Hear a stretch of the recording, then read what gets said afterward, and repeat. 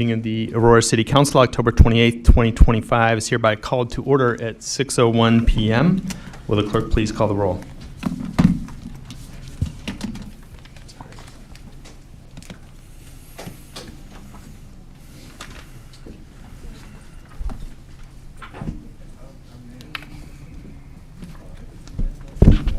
Alderman Barrero.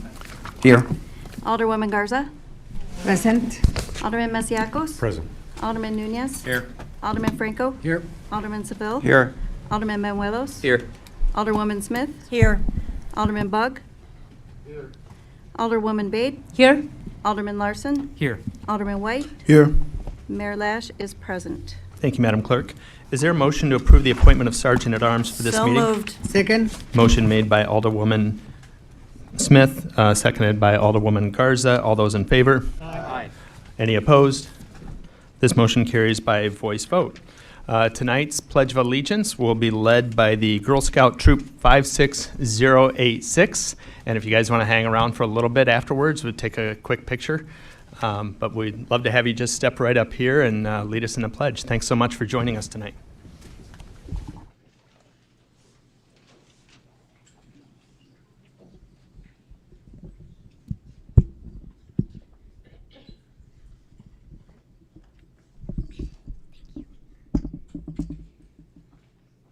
I pledge allegiance to the flag of the United States of America and to the republic for which it stands, one nation, under God, indivisible, with liberty and justice for all.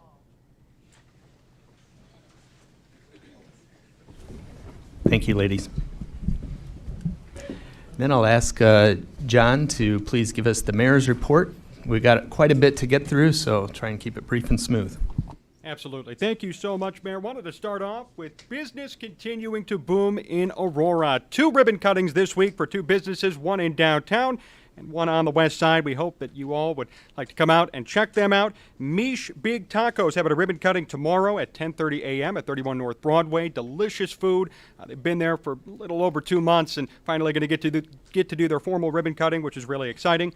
In addition to TerraCycle, specializing in the recycling of coffee pods, toys, car seats, and hundreds of other hard-to-recycle items. They're going to be exciting times in Aurora as more businesses continue to open, as more things continue to happen in this great city. Also worth noting that Prisco's Family Market reopens Thursday at 10 a.m. How about a round of applause for Prisco's?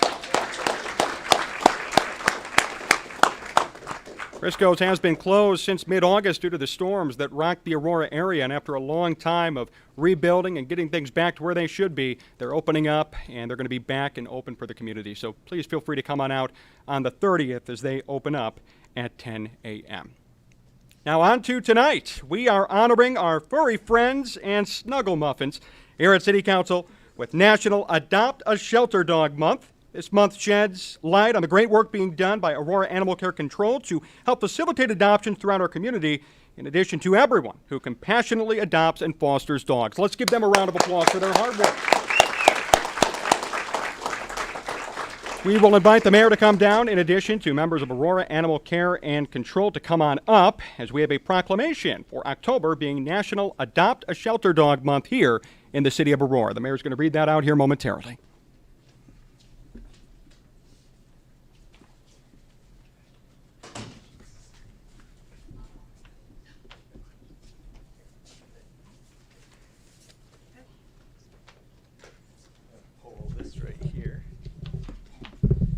So we have 2 of these tonight.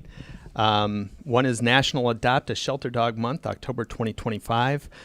Whereas in October 1981, the American Humane Association found Adopt a Shelter Dog Month in response to the growing number of dogs and puppies entering shelters every year. And whereas according to the American Society for the Prevention of Cruelty to Animals, an estimated 2.9 million dogs entered animal shelters nationwide this past year. And whereas every year, shelters and animal welfare organizations from across the country observe October as an important month for increasing their efforts to match lovable dogs with loving owners. And whereas adopting a dog from Aurora Animal Care and Control saves a life, breaks a nationwide trend of pet overpopulation, and provides the many benefits that come from having a four-legged family member. And whereas the foster caregivers also play an important part by providing dogs lots of love and time to experience living in a home, and by making connections for potential adoptions during the journey to find a forever home. Now therefore I, Mayor John Lash, do hereby proclaim October as National Adopt a Shelter Dog Month in the city of Aurora, Illinois, and encourage all residents to consider welcoming a furry friend into their homes and families. And say a special thanks to all of our animal control people that work tirelessly around the clock and have done such a good job trying to get more adoption events throughout the community, in addition to having our puppy parade last month. So I'll give you this real quick. Just going to shoot a quick photo. Whoop, whoop. Why don't we all slide in?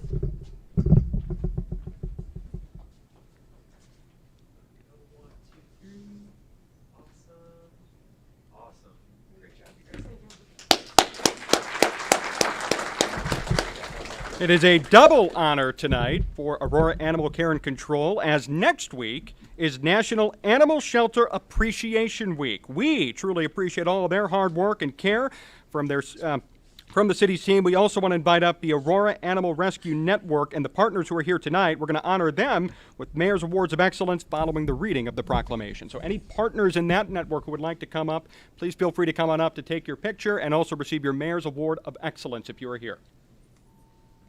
Okay, I guess that'll be. Come on. Who's getting it? Why don't you guys slide over here? Why don't you guys slide over here? You guys slide in.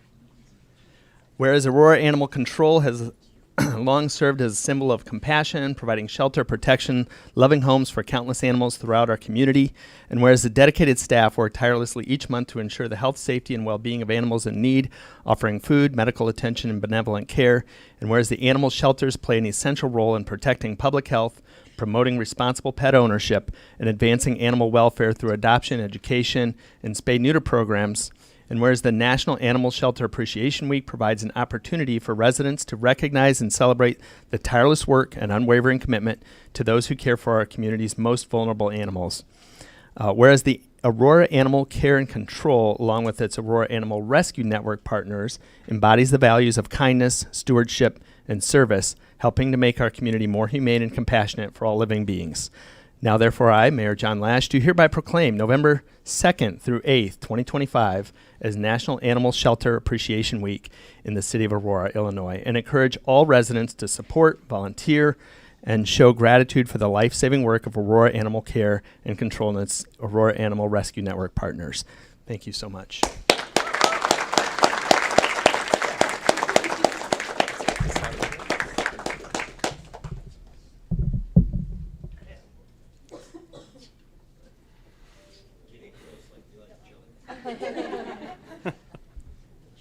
Great. All right, right up here. 1, 2, 3. Awesome. 1, 2, 3. Great job, you guys. We'll also hear from Cameron DeBoer, our Animal Control Manager, about what these honors mean to her. I'll keep it brief. I know you guys have probably a long night tonight. I just want to thank everyone for being here. It is an incredible honor to work with these people every day.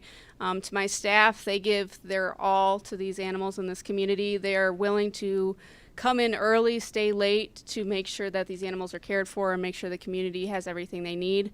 And to our rescue partners, they come from across the state and states are surrounding us to make sure that the animals in our community have the best shot of being taken care of. So it means the world to me that we have so much support, not only internally, but also from our community so that we can make a big impact. So thank you so much. Thank you, Cameron. And thanks to each and every one of you for the work that you do and all of our volunteers in the network that have been supporting the shelter here in the city of Aurora. If you guys don't have any more business and want to slip out, that'd be fine because that would open up some seats for everybody else here tonight. But thank you so much for Thank you, Mayor.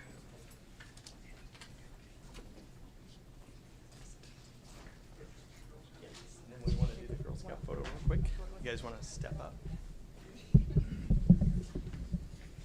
I have a quick photo here as well for the Girl Scout Troop 56086. They're based right here in Aurora. They're all 6th graders at Fisher Middle School, and they have a combined service of over 14 years with the Girl Scouts of America. Let's give it up for them here tonight. Great job doing the Pledge of Allegiance. Thank you for serving our community.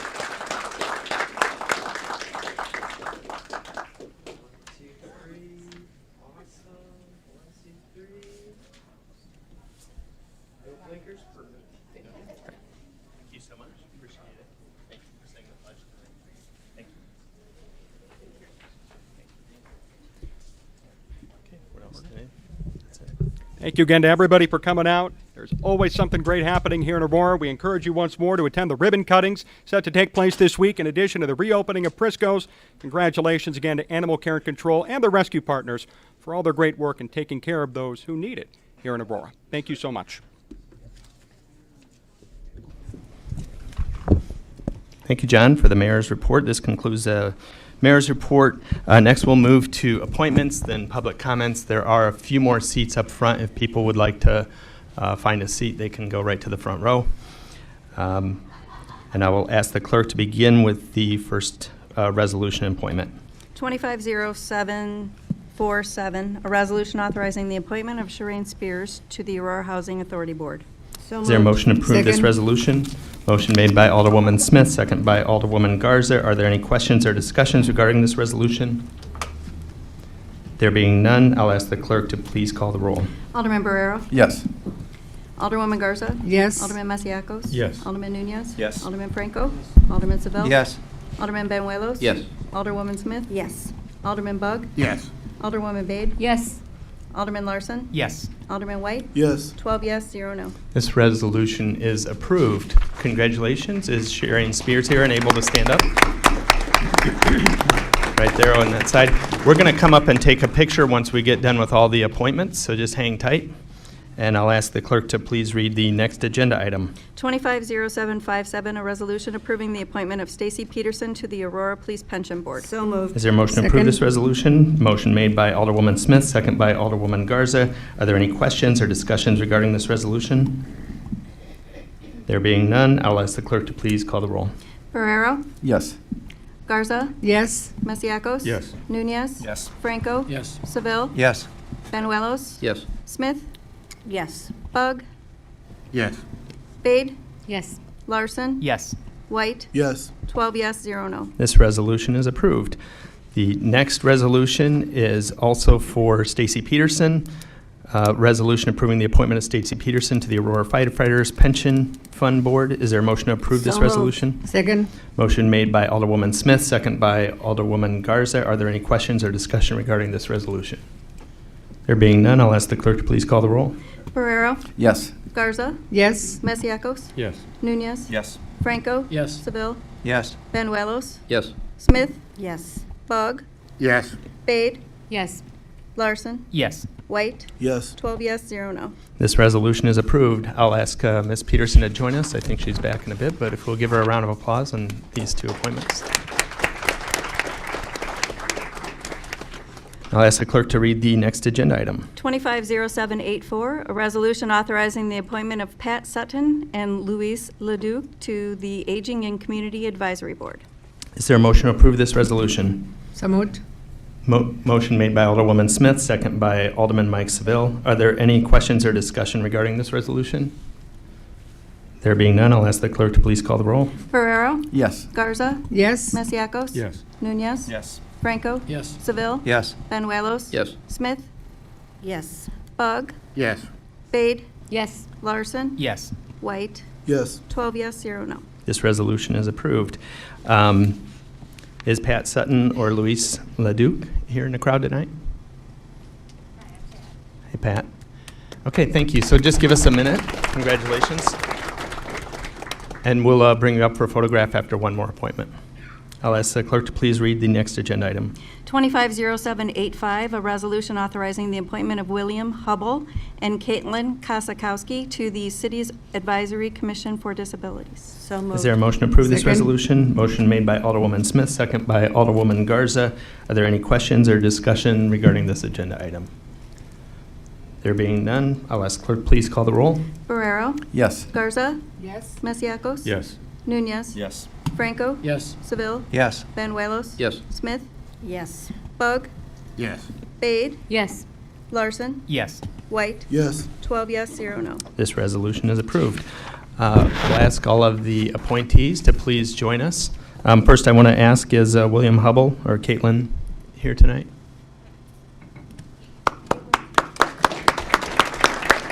Okay, let's have everybody head on up. We'll take some photographs and we'll continue with the meeting after that.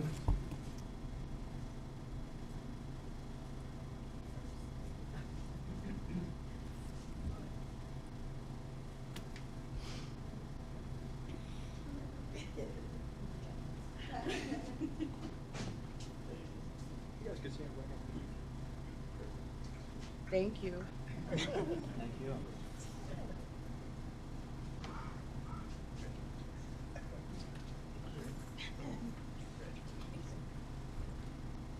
right, let's tighten it up right here in the middle. If you want to open up your certificate, you can.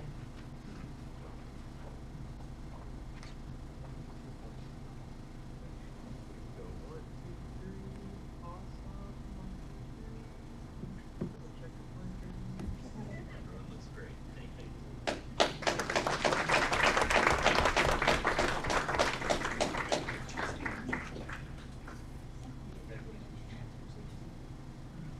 Unity, Aurora, let's have unity.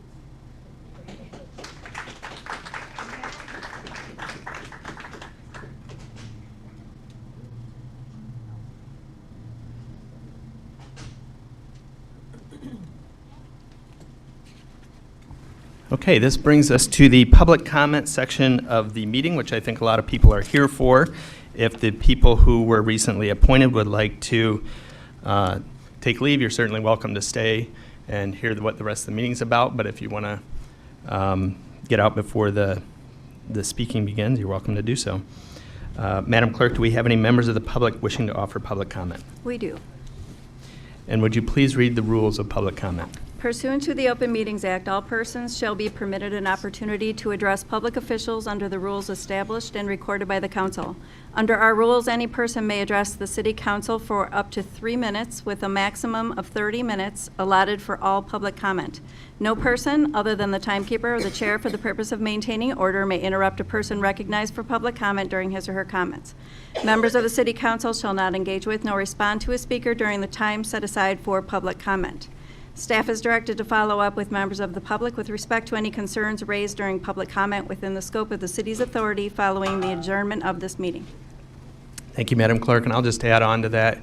If you do have public comment and want to direct comments at the elected officials, that's fine. I would ask that the public please avoid and refrain from directing their comments at city staff.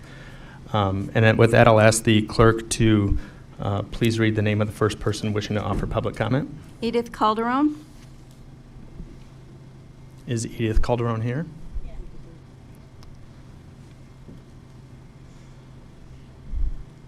Thank you, Ms. Calderon. Feel free to adjust the microphone, and you have 3 minutes beginning now. Good evening, everyone. My name is Edith Calderon. I am a daughter of Mexican parents and the oldest of 3 children. I am also a mom. Although I am many things, I am also a member and one of the co-leads of the Aurora Rapid Response Team. The Aurora Rapid Response Team was created in 2018 in order to educate, advocate, and investigate on behalf of our immigrant and refugee community members in Aurora and the surrounding areas, including Montgomery, Naperville, and Batavia, to name a few. The way that the Aurora Rapid Response Team educates our community is by teaching them about the rights that our community has, preparedness, and how our community can protect themselves in the event where immigration authorities threaten their well-being. The Aurora Rapid Response Team also educates ourselves, and we also work with other rapid response teams in order for us to stay up to date on immigration issues and best practices. The way that the Aurora Rapid Response Team advocates for our immigrant and refugee community members is by providing opportunities for education, sharing information about legislation and current events, and supporting families in the event that immigration authorities threaten their well-being. Lastly, the Aurora Rapid Response Team investigates on behalf of our immigrant and refugee community members so they can take the necessary steps to protect themselves and their families. On October 25th, 2025, at 10:45 a.m., 2 U.S. citizens were kidnapped by ICE after patrolling the area and learning federal agents were present at Allen Elementary School in Aurora, Illinois. One of the patrollers was pepper sprayed and assaulted by federal agents and were transported to Rush Copley Hospital in Aurora, Illinois. They were forced to leave behind their young child, who was in the arms of an officer from the Aurora Police Department. The child was reunited with their father. At 11 a.m., the Aurora Rapid Response Team alerted the Family Support Network hotline. Patrollers on the ground called the FSN hotline to document all reports coming in from the community. At 11:30 a.m., the community, independent patrollers, and the Aurora Rapid Response Team responded to the hospitalized patroller at Rush Copley Hospital. At this point, the Aurora Mayor's Office and Representative Barbara Hernandez were alerted of both abductions. At 12 p.m., the presence of the Aurora Police Department grows at Rush Copley Hospital. As word spreads about both patrollers being abducted, the community and rapid response members arrived to position themselves at each of the hospital entrances. At 12:30 p.m., there was an increase in immigration. Ma'am, your 3 minutes is up. If you want to hand it to another speaker, that's fine, but we have to give everybody a fair chance. Thank you. Madam Clerk, can you read the name of the next person wishing to offer public comment? Shannon Buckley.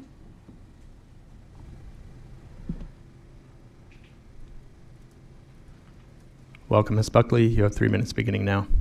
Good evening, Council. My name is Shannon Buckley. I'm a Fourth Ward resident and a lifelong Aurora resident. Growing up in Aurora was a true blessing for me. From a young age, I was exposed to so many different cultures and experiences that I would never have had in neighboring cities. That is 100% due to our rich and diverse immigrant community here. I have seen love and determination like no other from this community, especially lately. That is why it was a no-brainer for me to get involved with our local rapid response group when we started to see the true horrors of the policies of the current federal administration. As rapid responders, we have had guns pointed at us, been pepper sprayed, and even some detained. We have seen vehicles abandoned with backpacks and stuffed animals left behind, doors kicked down on empty apartments. All of this while federal agents ignore court orders to wear body cameras and to stop releasing tear gas on protesters. They simply show up without warrants and snatch people off the streets in a clear violation of due process. This has caused an immense amount of fear in our community. As a city and community, we must do everything we possibly can to block their illegal and harmful actions. I'm here tonight to urge this council to pass an ordinance that would prohibit ICE agents from utilizing city property. We need to give hope and care to a community that has provided so much life and passion to our city. Recently, I've had the privilege of assisting an undocumented family find resources as they navigate this terrifying time. And I wanted to leave you with a message from the father of the family. When I told him we were going to fight to have an ordinance passed that would block agents from using city property, he said, "It would be very good news to have this ordinance passed since we have suffered a lot recently. My children are traumatized with all of this, and it is not fair to them. Please pass an ordinance now." Thank you. Thank you, Ms. Buckley. Madam Clerk, will you please read the name of the next person wishing to offer public comment? Ash Dragian.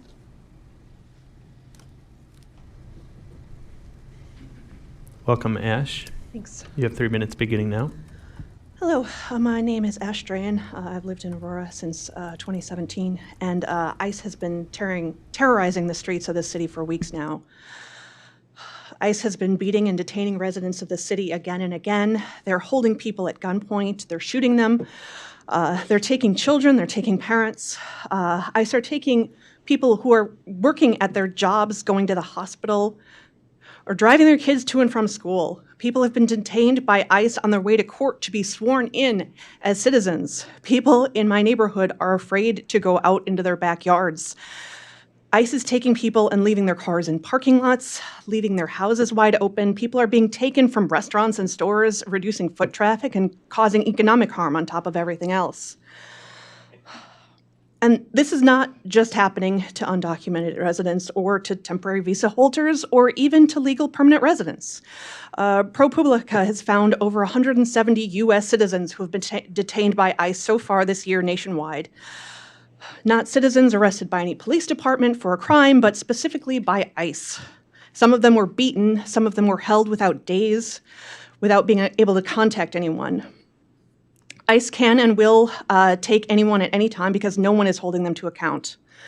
This Saturday in Aurora, as you heard, ICE attacked and illegally detained 2 U.S. citizens, one person needing hospital treatment after they dealt with her and was transported to Rush. While there, the Aurora Police Department openly colluded with them, including assaulting residents of this community in order to facilitate that kidnapping. APD did this in front of around 30 Aurora residents in broad daylight, knowing they were being filmed. They helped ICE take a U.S. citizen that they had no right to detain. So when the President of the United States declares anti-fascist the enemy, what does that make him? And what does that make them? I ask you to pass an ordinance because we need to do everything that we can to stop these people. Thank you.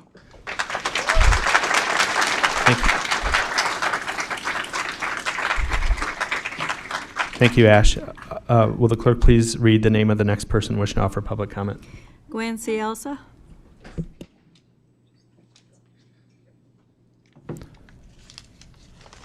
Welcome, Gwen. You have 3 minutes beginning now. Good evening, and thank you for the opportunity to speak. My name is Gwen Ciesla, and I live in Aurora's 5th Ward. I'm here to speak in support of a city ordinance prohibiting federal immigration officials from using city property in the course of their operations. In case you're unaware, Immigration and Customs Enforcement has been very active in Aurora recently. There are daily sightings and multiple kidnappings every week. I say kidnappings because that is what they are. ICE agents are masked, often unidentified, driving unmarked vehicles with swapped license plates or no plates at all, often taking people without warrants. If I undertook these actions, I would be subject to criminal prosecution, and rightly so. To say the community is afraid would be an understatement. This fear is impacting the social, economic, religious, and educational life of this city. If human concerns don't persuade you, I would consider resigning. I also consider that a terrified populace does not patronize businesses or pay sales tax. While the Aurora City government cannot directly impact federal immigration policy, there are steps it can take to protect the residents under its care. One is to ensure that Aurora Police Department does not assist ICE in its actions in accordance with the Trust Act, and to pursue disciplinary action against officers that do. Another is to offer Know Your Rights training and information to all city staff. A step that could make both a concrete and symbolic difference is to prohibit use of city property by federal immigration officials.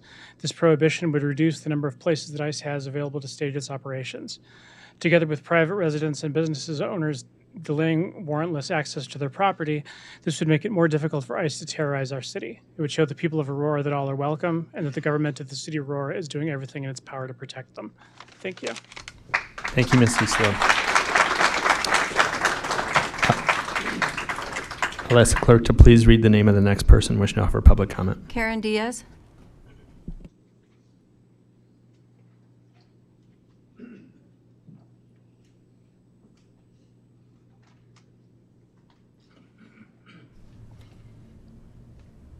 Welcome, Ms. Diaz. You have 3 minutes beginning now.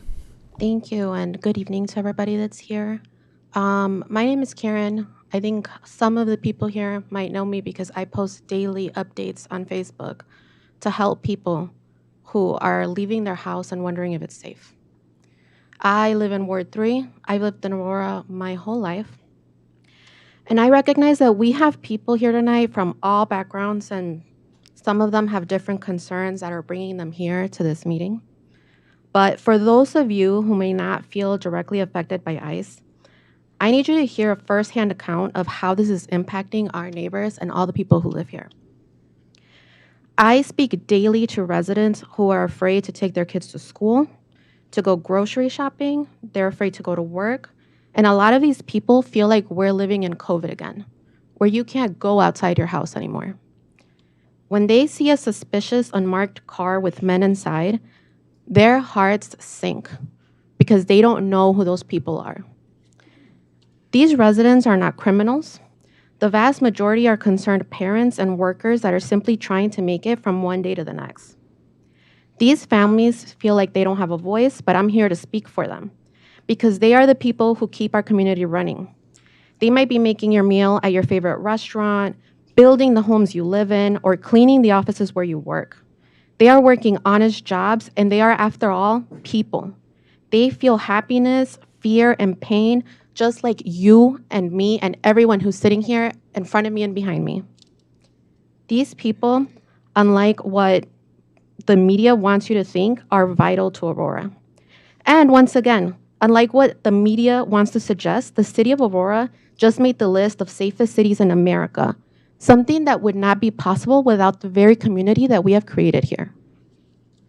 On Saturday, as some have already mentioned, 2 of our community patrollers went to investigate a suspected ICE vehicle near Allen Elementary. And after they were sent there and we did not hear back from them, myself and other patrollers immediately headed to the scene. What I learned was that upon asking agents to identify themselves, it was a completely unprovoked attack happened on our volunteers. And for full transparency, these 2 patrollers are both U.S. citizens and fellow community members. This incident should alarm every single person that's in this room right now. So I ask you today to please consider implementing and pass an ordinance to prohibit ICE from using city-owned lots to do something to protect our community. Thank you. Thank you, Ms. Diaz.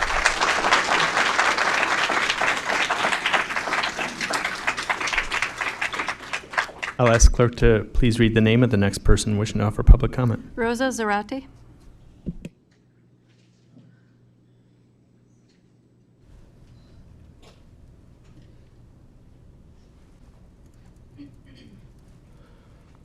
Welcome, Rosa. You have 3 minutes beginning now. Hi, my name is Rosa Angelica Zarate. I was born and raised here in Aurora. I am of Salvadoran and Mexican descent, a daughter of immigrants. I am a wife to another longtime resident of Aurora, a veteran who currently works as a nurse. I'm a stay-at-home mother to 2 kids. Besides fulfilling these roles, I now help protect my community because it is clear that our police department and some of our city officials won't do it. Speaking of safety, there has been an increase in drone activity lately. How do we know which is ICE and which is APD or another entity? We have a right to know who is invading our privacy. The other day, there was a drone flying right above my house, maybe 10 to 20 feet above, which is an invasion of privacy, considered trespassing, and is illegal according to Illinois House Bill 3906. While your brown residents are being kidnapped in broad daylight, you're having Taco Tuesday at a local Mexican restaurant. While families are being ripped apart and destabilized, you're having dessert at La Michoacana. Every year, you profit off of Las Fiestas Patrias, an event where we celebrate the Hispanic immigrant community. And when you want our vote, you sweet talk us too. Where are the protections for those very people that you profit off of? As a concerned resident, I am asking you to establish ICE-free zones for our city to help keep residents safe. ICE-free zones will not allow federal agents to stage operations on private property and city-owned property, such as schools, libraries, and parks. For example, the park where you hold Las Fiestas Patrias every year, Allen Elementary and Rush Copley, for example. People are living in fear, and that fear is the same reason you didn't have as good a turnout this year at Las Fiestas Patrias. Hispanics make up 42% of the population of Aurora, and more local residents are realizing who stands with immigrants and who doesn't, which of our business owners, which city leaders, and which people of authority stand with immigrants, and who doesn't. Without your support, we will not vote for you. Without our support, you will not profit. And for a city that is incredibly in debt, that is a foolish move. Thank you, Rosa. I'll ask clerk to please read the name of the next person wishing to offer public comment. Kristen Maxim. Is there a Kristen Maxim? Kristen Maxim? Okay, I'll ask the clerk to please read the name on the next name on the list of people wishing to offer public comment. Amy Massaro.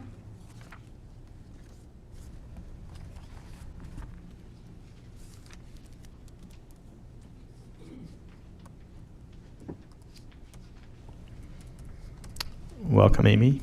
You have 3 minutes beginning now. Good evening. My name is Amy Massaro, an Aurora resident here to speak on ICE, DHS, Border Patrol causing civil distress here in Aurora, and the need to make Aurora an ice-free zone. This is my first time speaking here, so it may be brief, yet it won't be my last. There are so many different countries of immigrants Aurora represents, but if you've lived here long enough, you know Aurora's heartbeat is undoubtedly from our Hispanic community. As on any given summer night, you may hear our neighborhood festivities, and if you're lucky enough, you may have even been invited. Since ICE has been present in Aurora and literally on our front doorsteps, our city has become noticeably quiet. Quiet at the local grocers, events, parks, and even at the schools. So I'm here to speak up loudly for those who feel that they cannot out of safety, which is even my own family and friends. ICE, as I have witnessed, being on a rapid response team myself, on a multitude of occasions, uses brutal force, recklessness, and inhumane practices. We cannot allow this, and we cannot allow them to continue to terrorize our city. I feel compelled to continue to speak with all of the reasons, as there's so many reasons. But to be honest, you know, we all know. It should be so blatantly obvious to anyone that we all know, and the reasons, especially the ones who live here and the ones who care. But I digress. ICE is not welcome here. We as a community will not tolerate it, nor should any of you. Make Aurora an ICE-free zone. Thank you, Ms. Massaro. Ask the clerk to please read the name of the next person wishing to offer public comment. Augustin Villegren.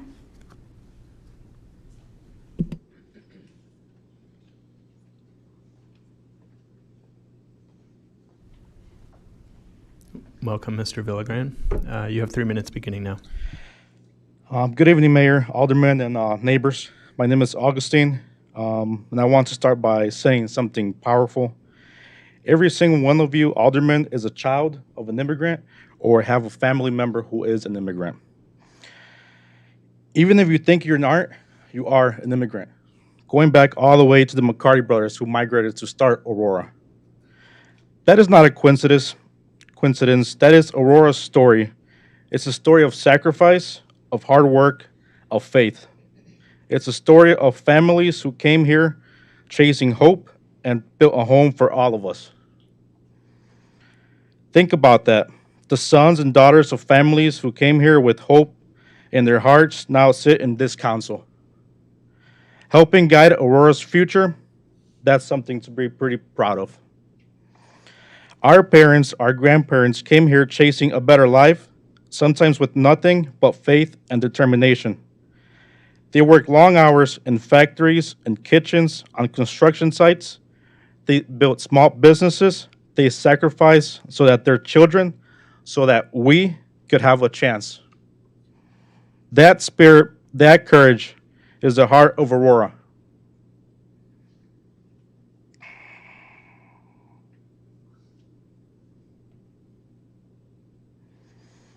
That's why this is important, that we continue to protect and support immigrant families today, because they are the same families who built the Aurora of tomorrow. When we stand by them, we honor the people who stood by us. This city's story is one of hope, of resilience, and of belonging. Let's never forget that. Let's make sure every child growing up here knows that Aurora is a place that sees them, welcomes them, and believes in their future. Because when we lift up immigrant families, we're lifting up all of Aurora. Thank you. Thank you, Mr. Villegran. I'll ask the clerk to please read the name of the next person wishing to offer public comment. Ruben Morales.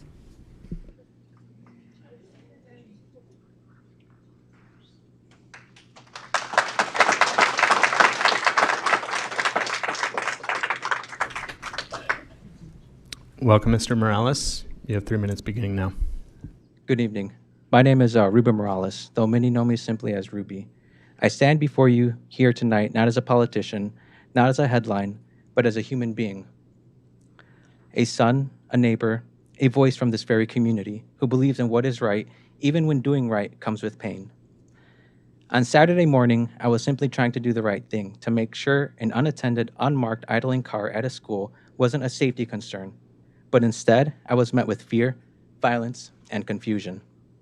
When I approached that car, my life changed. Men in the vehicle pointed what I assumed to be a gun at me, screamed at me to back away, and that's when I put both of my hands up and did exactly that. 2 men jumped out of the vehicle, and that's when I began to scream for help at the top of my lungs. I turned away from them with my hands in the air, still screaming for help, as the back of my head was drenched in pepper spray. I was slammed to the ground and beaten while handcuffed. No uniforms, no badges, no body cameras. Just violence, confusion, and a threat of death for simply caring enough to check on my neighborhood. I wasn't shown a badge until I was in handcuffs.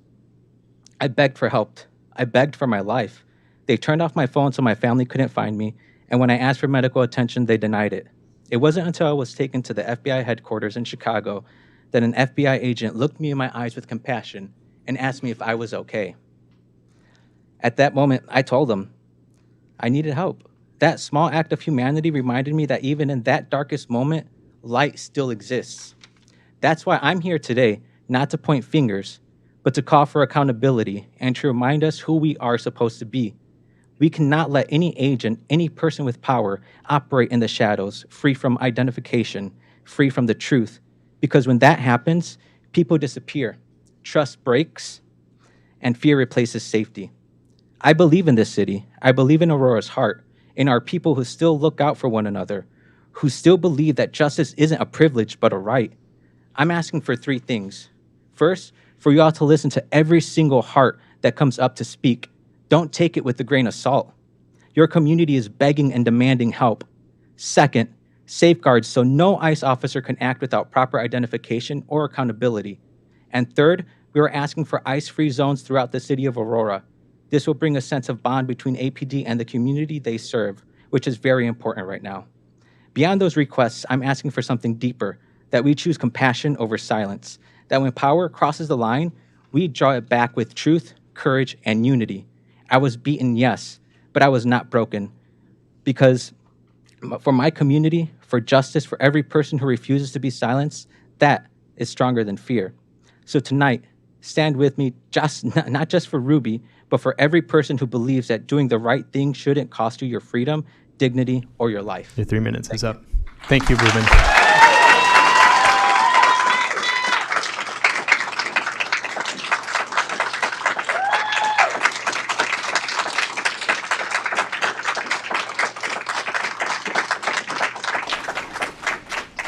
I'll ask the clerk to please read the name of the next person wishing to offer public comment. Jesse Olazaba.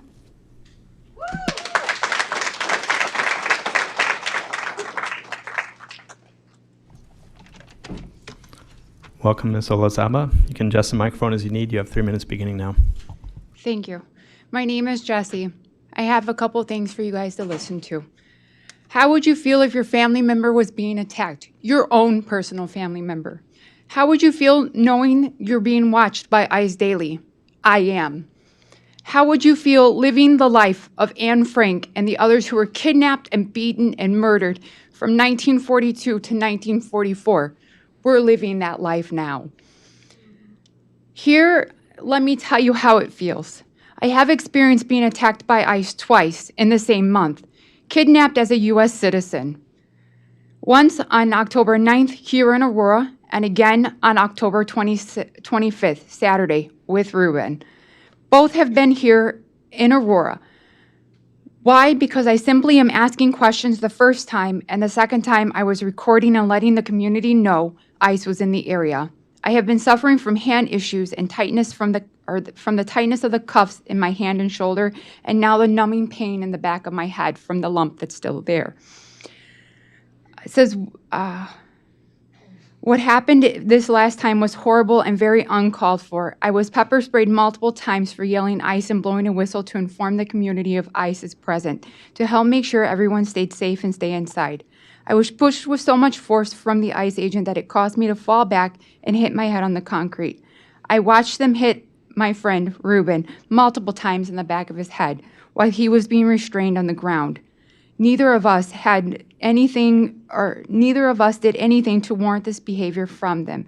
Imagine them doing this to your loved ones.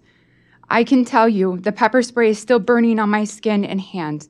I've had to sleep for the past several days using water bottles in my hands to keep my hands feeling cool from the burning. My eyes still have points where the burning feeling when I'm cleaning my face.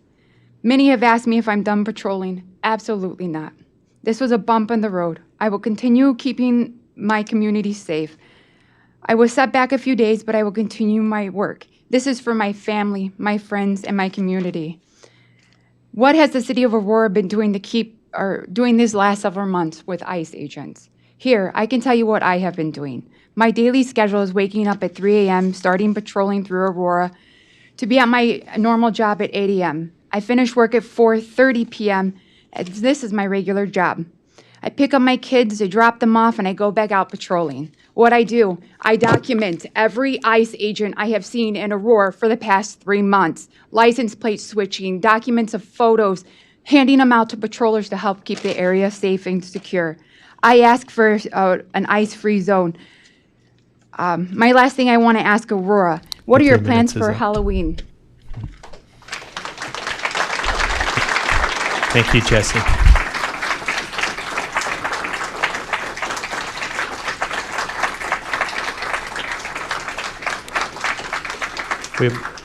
We have room for one more speaker before our 30-minute time slot is up. I'll ask the clerk to please read the name of the next person wishing to offer public comment. Helen Raslow.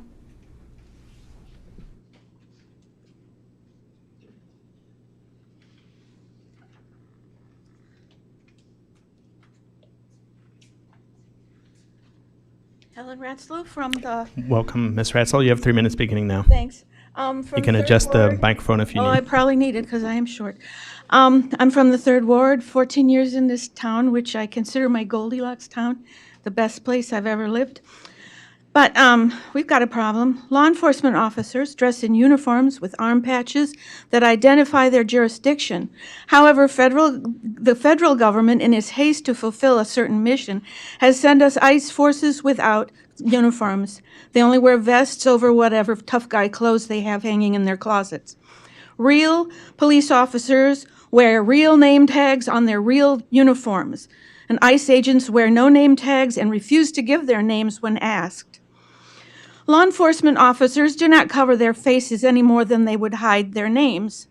ICE agents cover their faces, which gives them the anonymity to do as they please, as they have done all over the country: rough up people, make warrantless arrests, zip-tie children, trash apartments, homes, businesses, arrest parents and leave their children unattended, go in the front door of a restaurant to make arrests and go out the back door with the restaurant's inventory, on and on and on.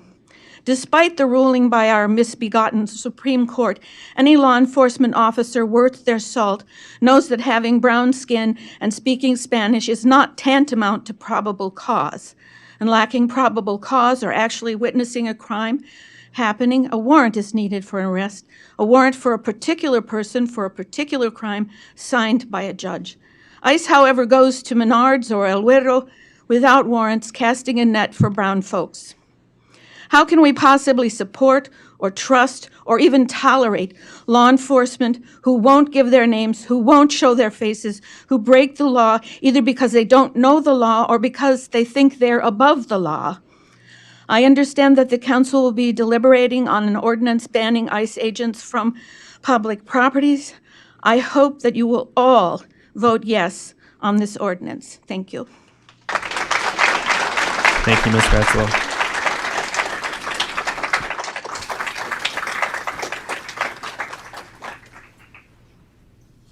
So we've exceeded the 30-minute time limit.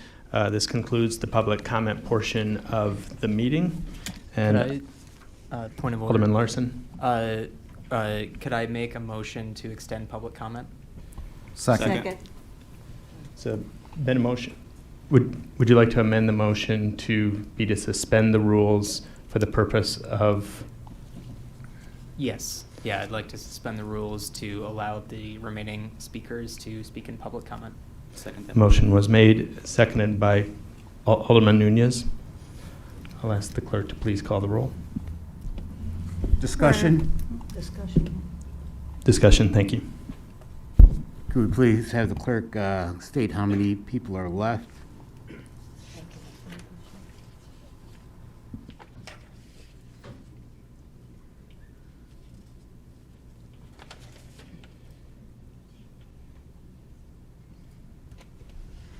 Alderman, there are 19 speakers left on the sign-in sheet.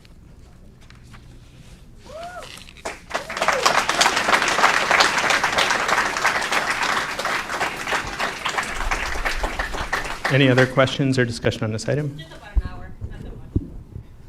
My opinion.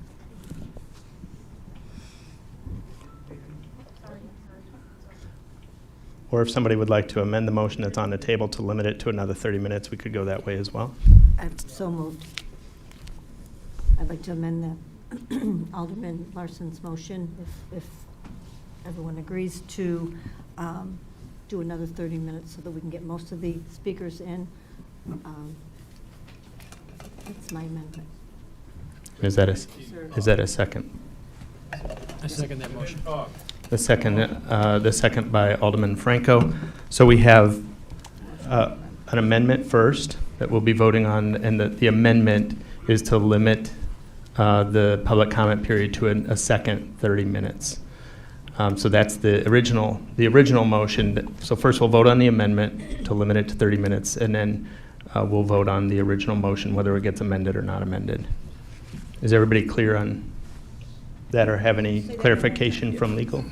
State that again, please. We first need to vote on whether the motion's amended.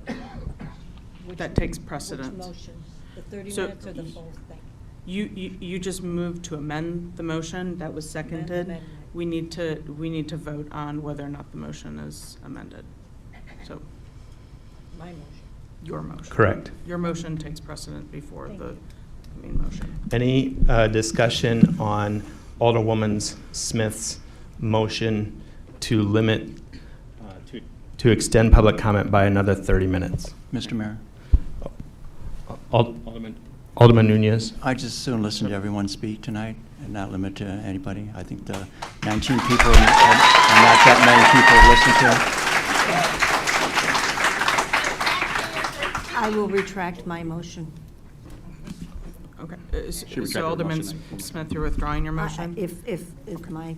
Alderman my Franco, would you colleagues like to want to speak, then- withdraw your second? Yes. Okay, so now there is one motion on the table to extend the public comment period for the duration, allowing every person who has signed up to speak. Are there any questions or discussion on this agenda item, this motion? There being none, I'll ask the clerk to please call the roll on the motion to suspend the rules and extend public comment period. Barrero, Yes. Garza, Yes. Nasiakos, Yes. Nunez, Yes. Franco, Yes. Seville, Yes. Benuelos, Yes. Smith, Yes. Bug, Yes. Fade, Yes. Larson, Yes. White, Yes. 12 yes, 0 no. This motion is approved. I'll ask the clerk to please read the name of the next person wishing to offer public comment. And if everybody will have 30 minutes, so please feel free to come up and, I'm sorry, 3 minutes. 3 minutes. We'll be here all night. Thank you. I'll ask the clerk to please read the name of the next person wishing to offer public comment. Mary Davalos, Ms. Davalos.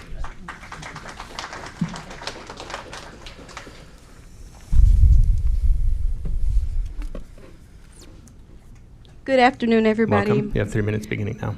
My name is Mary, and I recently moved here about 8 years ago. And I'm here to speak about immigration custom enforcement, known as ICE, and the fear they've been spreading in our communities. I want to make one thing very clear. Although my skin is very white, I am proud second-generation immigrant, and my children, who walk tall in their beautiful brown skin, are third-generation immigrants, or Americans. Yet despite we are told about equality, our children are being targeted and harassed because of the color of their skin. ICE agents have been roaming our streets, hiding their faces and using fake license plates and treating our neighborhood like hunting grounds. These are not protectors, these are bounty hunters, and what they're doing is unacceptable. The governor has already demanded that these agents reveal their identities, because if our police officers don't hide their faces while protecting our streets, why should these federal agents get to do so? If they're not doing anything wrong or fear future prosecution, why the disguise? Our city police took an oath to protect our families. Yet when these agents come in violating laws and attacking innocent people, our officers say they can't intervene. But if these so-called agents are breaking state laws, using fake license plates, or detaining people without judicial warrants, then yes, they should be stopped. Just this past Saturday, a young man was assaulted, and a woman from our community was also assaulted. A female agent by agents for simply alerting others that ICE was nearby. She posed no threat, yet she was thrown to the ground, her clothes pulled up, and her dignity stripped away. Police arrived, one being a female, and did nothing to ensure ICE had probable cause and probably documentation. They turned away. That is not protection, that is compliance and abuse. If ICE is acting lawfully, then they must show valid warrants, display real license plates, and remove their mask. If not, our police should treat them like anyone else breaking the law. We, the people of Aurora, are asking no, yet we are demanding that ICE be pushed away out of our city. We refuse to live in fear, and we refuse to let our children grow up believing their skin color makes them a target. Our community has always worked with police to make cities safer. Now it's time for the police to work with us to protect our families, enforce the same laws on these agents that you would on any one of us. Because if we don't stand up now, then when it's your child, your spouse, your neighbor, your friend, who will stand up for you? Thank you. Thank you, Mary.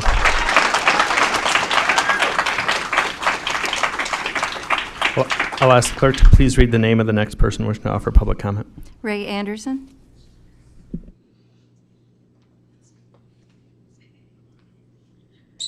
Mr. Anderson, welcome. You have 3 minutes beginning now. I'm on a kind of a different topic, but I'd sure like to commend all these people that are speaking up for themselves and their families, and especially for the city of Aurora.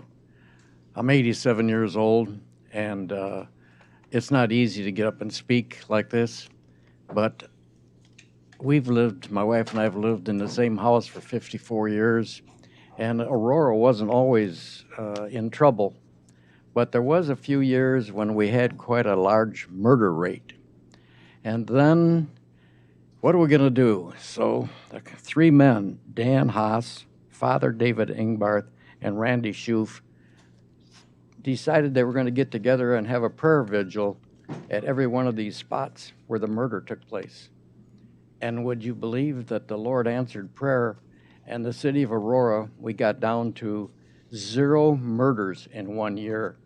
So you'd have to say that, yes, God does answer prayer, and I'm going to pray for all you people that have these concerns, and I hope that you'll do the same thing to pray for your families, for protection, and for the city. We have a new mayor, and it's like being a quarterback. The Bears didn't do too well Sunday. And so if you listen to the score, 670, the quarterback wasn't too well loved on Monday. So, Mayor, there's going to be some times where you're going to make decisions and things you're not going to be loved. And my wife and I voted for you, and right now we're sorry that we did, because there's been several things that have happened. The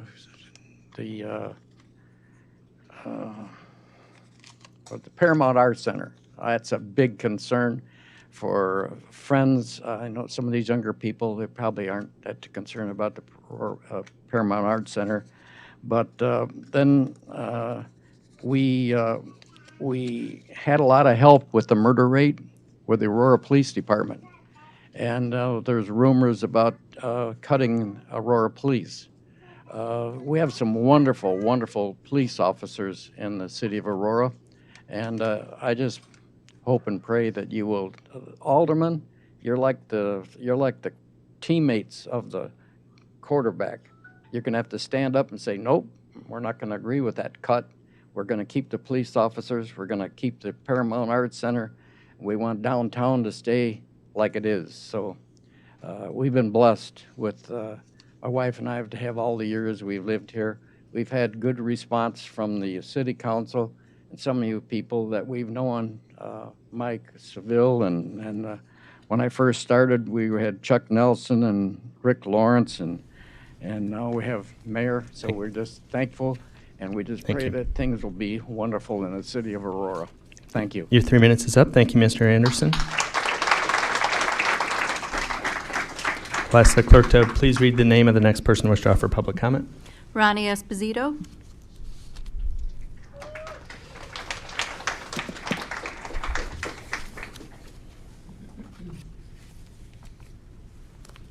Welcome, Ms. Esposito. You have 3 minutes beginning now. Good evening. My name is Ronnie Esposito. I'm an Aurora resident, a mother, an educator, and a lifelong student of history and the world. My grandfather was an American Jew who fought against fascism after D-Day. At barely 20 years old, he risked his life not only to save his own people, but to defend all of those who were persecuted by Hitler's Gestapo. His courage and conviction shaped who I am, and they compel me to speak tonight. Because after everything I've studied, after everything I've seen, I can say with absolute certainty, we are once again standing with 1 foot over the threshold of authoritarian fascism. If we do not act now, not next month, not next year, but now, we risk losing the very freedoms that generations before us died to protect. Aurora cannot wait. We must act swiftly. We must act decisively. Other cities have already taken a stand. They've passed ordinances to stop ICE from using public property to stage their raids. Aurora must do the same. We must protect our neighbors. We must be a safe haven for the hardworking, diverse, and beautiful immigration communities who give this city its heartbeat. ICE must know this is our city, and they are not welcome here. We will not sit silently while they commit illegal and inhumane acts in our streets. Just this past weekend, 2 of my friends were arrested for nothing more than trying to protect the vulnerable and the innocent. There was no probable cause, no justification, and yet they were taken all the way to FBI headquarters in Chicago. They are U.S. citizens, and they were exercising their First Amendment rights, and still, they were interrogated, their phones searched and taken. That is not justice. That is intimidation. It's not an isolated incident either. Across Aurora, residents have reported drones overhead, low-flying helicopters marked as Border Patrol, surveillance of ordinary citizens, simply for daring to speak out. This is not who we are supposed to be. We are being watched, we are being harassed, we are being silenced for daring to care about one another. And we cannot allow that to continue. I know so many of you share these fears, so many of you share this anger, but we have to remember, silence, even in agreement, is still silence, and silence allows injustice to grow. So tonight I am asking you, all of you, to stand with me, to speak out, to act, because I refuse to stand by while the freedoms my grandfather fought to defend become something we only read about in history books. I will fight for freedom, for safety, for dignity, and for all. Aurora must act, and must act now. Thank you, Ms. Esposito.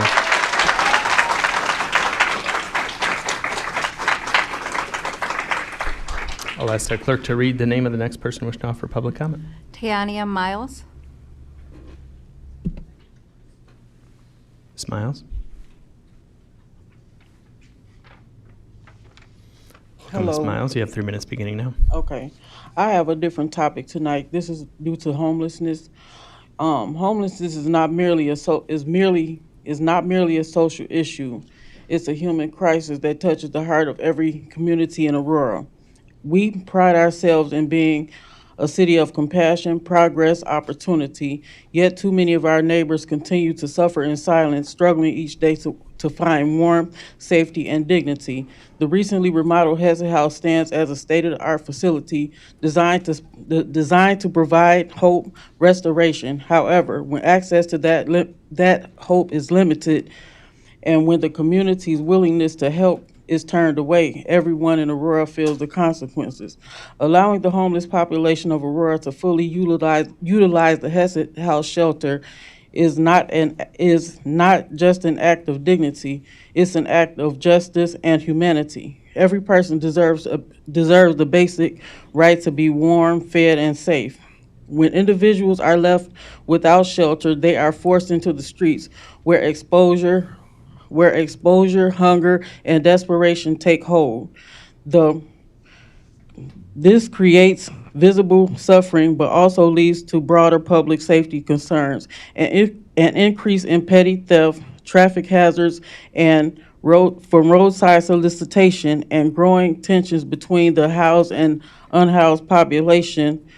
These are not signs of broken people, they are signs of a system failing those who need it most.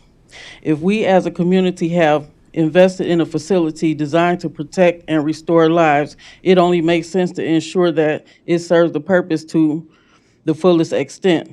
Denying or limiting access to services not only harms those in need, but undermines the very progress Aurora has made toward compassion and inclusion. The remodeled Hesed House has the potential to be a symbol of what is best about our city: empathy in action, community in motion, and love made visible through service. Equally important is the need to bridge the gap between the shelter and the public. Many residents who want to volunteer, donate, or simply lend a hand, but are often turned away and discouraged from being present. This separation breeds misunderstanding and weakness. The spirit of unity that Aurora stands for, allowing the public to engage safely and respectfully in supporting the homeless, transforms the shelter from a closed system into a living part of the community. Together, we can reduce crime, lower public distress, and replace hopelessness with opportunity. In the end, it's not about the building, policies, or program. It's about the people. It's about recognizing every human being. Your time is up. Okay. Thank you, Ms. You're Miles, for your welcome. comments. I'll ask the clerk to please read the name of the next person wishing to offer public comment. Lupe Garcia.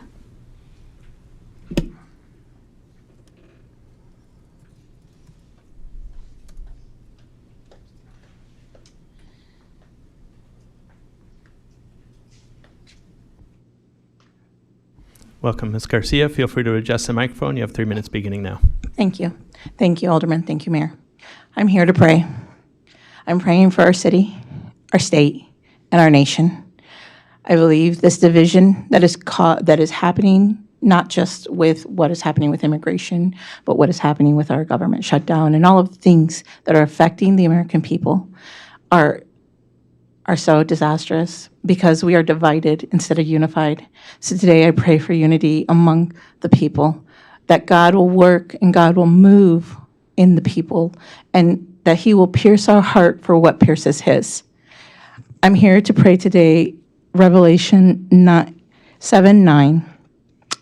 After I looked, and there before me was a great multitude that no one could count, from every nation, tribe, and people and language, standing before the throne and before the Lamb. They were wearing white robes and were holding palm branches in their hand. And they cried out in a loud voice, "Salvation belongs to our God, who sits on the throne, and to the Lamb." All the angels were standing around the throne and around the elders and the 4 living creatures. They fell down on their faces before the throne and worshiped God, saying, "Amen. Praise and glory and wisdom and thanks and honor and power and strength be to our God forever and ever. Amen." Thank you. Thank you, Ms. Garcia. Madam Clerk, will you please read the name of the next person wishing to offer public comment? Andrew T.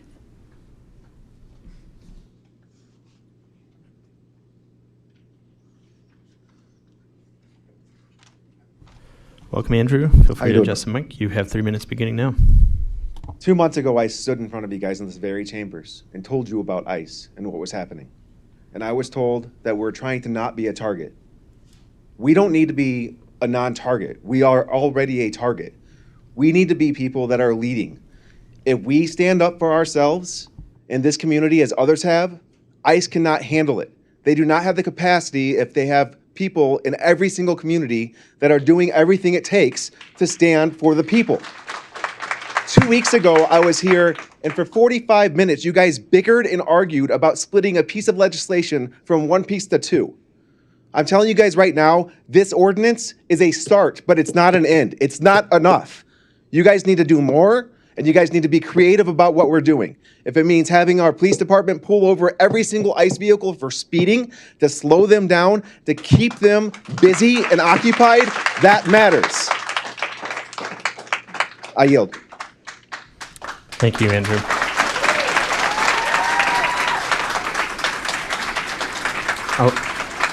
I'll ask the clerk to read the name of the next person who wishes to offer public comment. Marissa Martinez.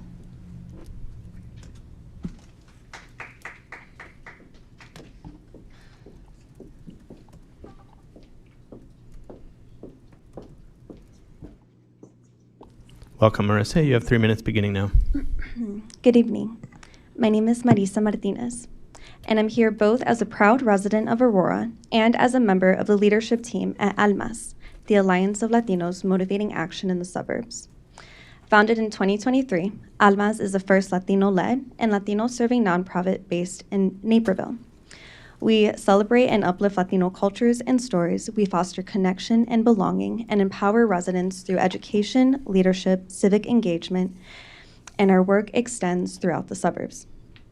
On behalf of ALMAS, I express our unequivocal support for the call to adopt an ICE-free ordinance in Aurora.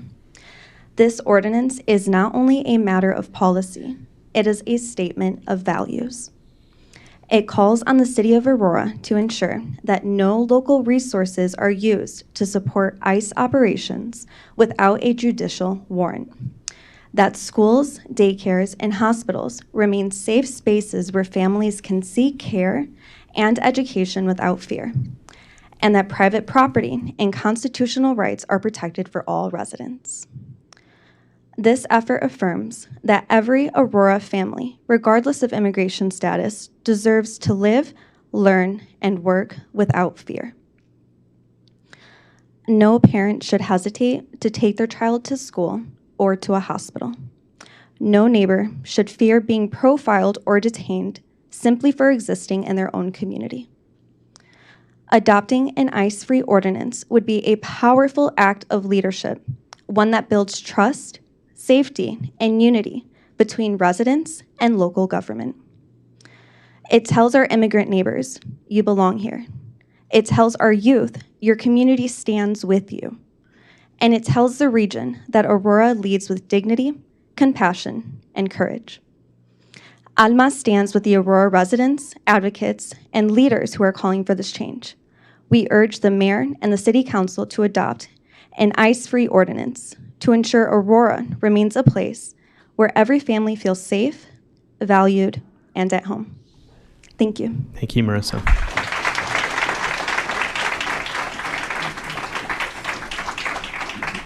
I'll ask the clerk to read the name of the next person wishing to offer public comment. Ron Hinterlong.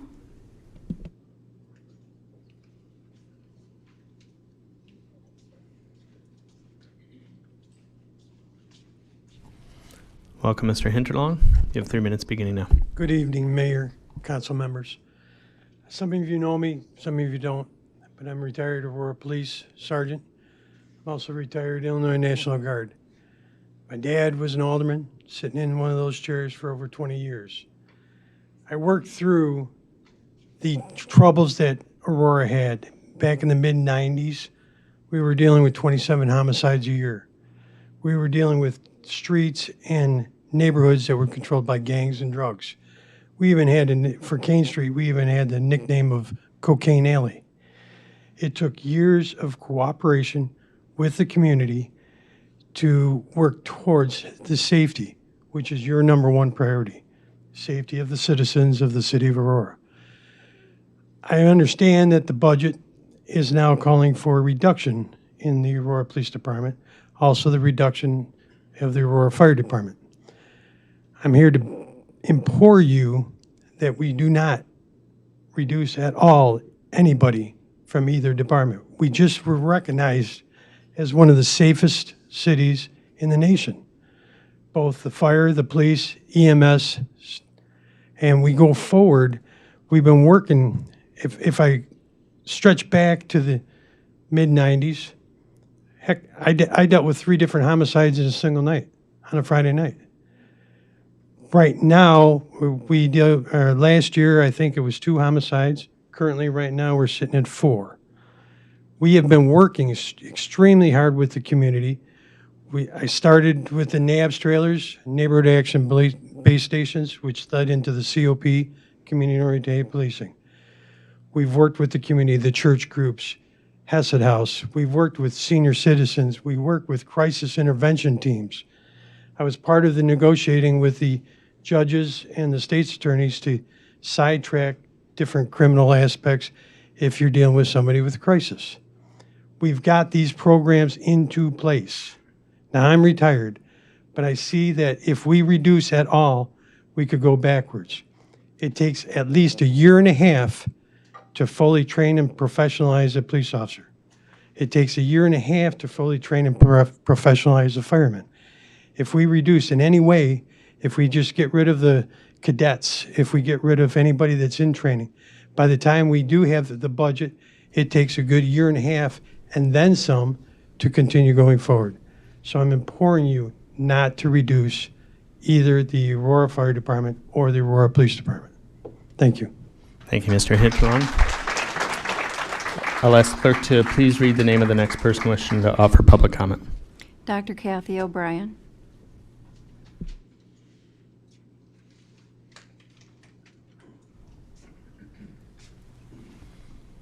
Welcome, Dr. O'Brien. You have 3 minutes beginning now.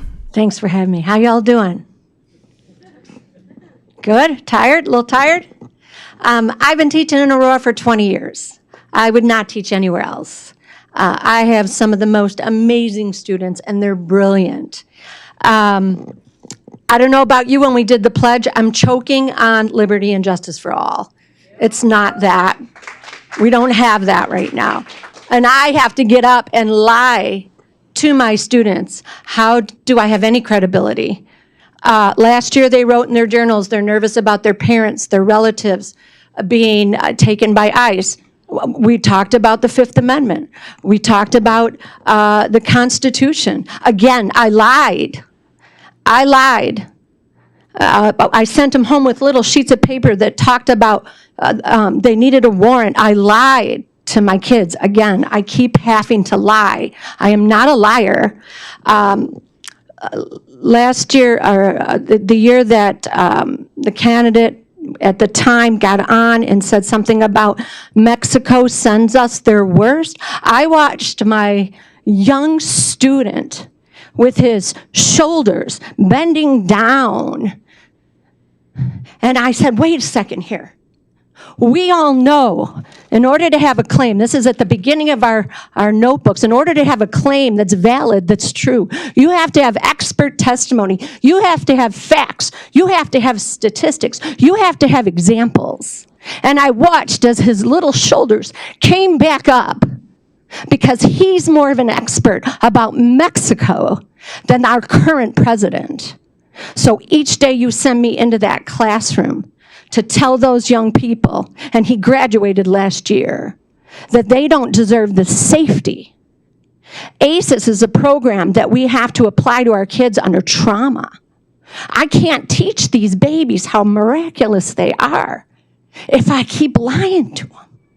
If they have so much trauma that they can't learn, they have 2 languages. Let me tell you this, 2 languages, you're a higher critical thinker. These kids can critically think more than a lot of the voters right now. And they know that the working memory with 2 languages is a little filled up with words, but they're smarter. You're smarter with 2 languages than someone like myself with 1 language. And this generation, we're going to be paying a lot more money and having a lot more trauma if we don't deal with this today. So I urge you, I'm going to go into that room tomorrow and I'm going to look at them in those faces and I'm going to say the adults are here to protect them. And all I'm asking each one of you is, please don't make me lie. I don't want to lie anymore. Thank you. Thank you, Dr. O'Brien.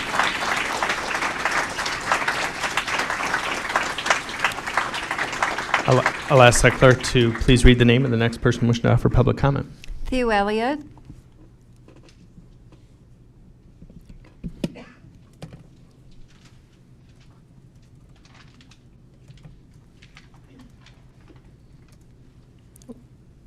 Welcome, Mr. Elliott. You have 3 minutes beginning now.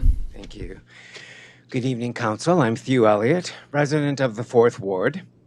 I moved to Aurora in 2018 after living for many years in Washington, D.C., with shorter stints in Philadelphia, Chicago, and Portland, Maine. Before moving, I did my usual research, which starts with visiting the city government page and joining some local What's Happening groups on social media. I was dismayed. Under layer after layer of property and road concerns, the human component seemed limited and rather fixated on the status of shake machines at McDonald's and a fear of congregated teens. I started making a plan to get the hell back out. But of course, my research was insufficient. I continued to learn about what's possible here. I found community among art makers and among the large group of citizens committed to keeping Aurora safe and viable for everyone in its borders. Over the last couple years, working with the network that comes together to manage emergency warming spaces in the winter months has brought me to a place where I can finally say I care about Aurora and I have a vision for it. I know now that it's possible for us to be a city known for its kindness and its standard of care for people in difficult circumstances. I know that Aurora can set that standard and be a model and a light for other cities. I know, too, that it involves courage and an acceptance of some risk, especially in moments like this, as you consider a commitment to non-cooperation with invading federal forces. Here's what I know above all else. When you look to documents and decrees and stale precedents on paper, you will not find the wisdom or the knowledge you need. When you lift your eyes from those papers and look into the eyes of your neighbors, all legal, all worthy, regardless of documentation or housing, that's where you will find all your answers. Keep taking the risks, keep being brave, keep Aurora strong. Thank you, Mr. Elliott.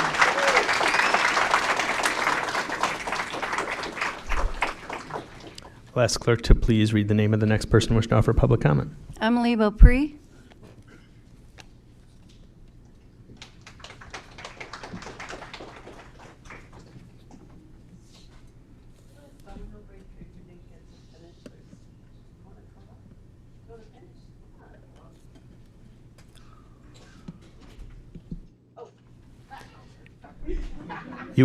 You would have to read it for her, Ms. Beaupre. Okay.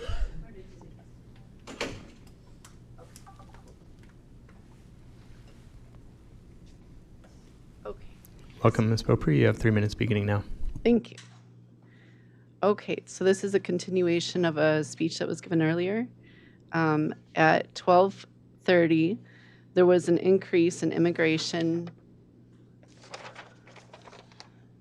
enforcement agents at Rush Copley Hospital, including the low flying of a potential ICE helicopter. At 1 p.m., more Aurora Rapid Response Team members and community members respond to the scene at Rush Copley Hospital. Aurora Mayor John Lush is also at the scene, in addition to Representative Barbara Hernandez. At 1:30, immigration enforcement vehicles' presence grows. The Aurora Police Department is actively telling the community and responders to stay back. At 2 p.m., an ICE agent assaults one of the Aurora Rapid Response Team member who was a U.S. citizen. Twice community members form a blockade between ICE and the Aurora Rapid Response Team member. Another Aurora Rapid Response Team member, who is also a U.S. citizen, was assaulted twice by the same ICE agent. The Rapid Response Team member was assaulted by the ICE agents twice and almost run over by ICE agents' black Chevy Silverado. At 2:30, the hospitalized patroller is taken out of a wheelchair out of Rush Copley entrance by ICE with support from the Aurora Police Department. The hospitalized patroller was forced into a white Ford Explorer with the Illinois license plate number 329742. Unfortunately, I am the second person who was assaulted by the ICE agent twice, along with my friend who is also my teammate. I will never forget this day for the rest of my life. All of my teammates and community members were peacefully protesting and showing support for the patroller who was kidnapped by ICE and severely injured to the point where they had to be hospitalized. Neither of the independent patrollers deserved to be assaulted by ICE and kidnapped by ICE. All they were doing was documenting where ICE was spotted, which they happened to be at Allen Elementary on Saturday morning. Unfortunately, I was assaulted twice by an ICE agent for throwing myself in front of my friend, who was also my teammate, because ICE agent threw her on the ground. And all she was doing was standing around and watching the chaos happen in front of everyone's eyes. Due to me throwing myself in front of my friend both times, I had ICE agent charge at me both times because I decided to protect my friend from being severely injured while she was thrown on the ground both times. I threw myself in front of my friend both times because I wasn't going to let ICE agents kidnap her. The city of Aurora has seen so many of our community members get kidnapped by ICE. I wasn't going to let her become another person to join the statistic. After getting assaulted by ICE twice,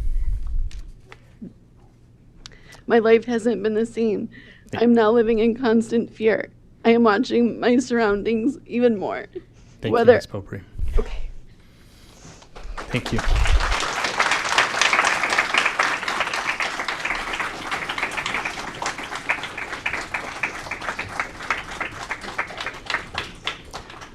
I'll ask the clerk to please read the name of the next person wishing to offer public comment. Rick Lawrence.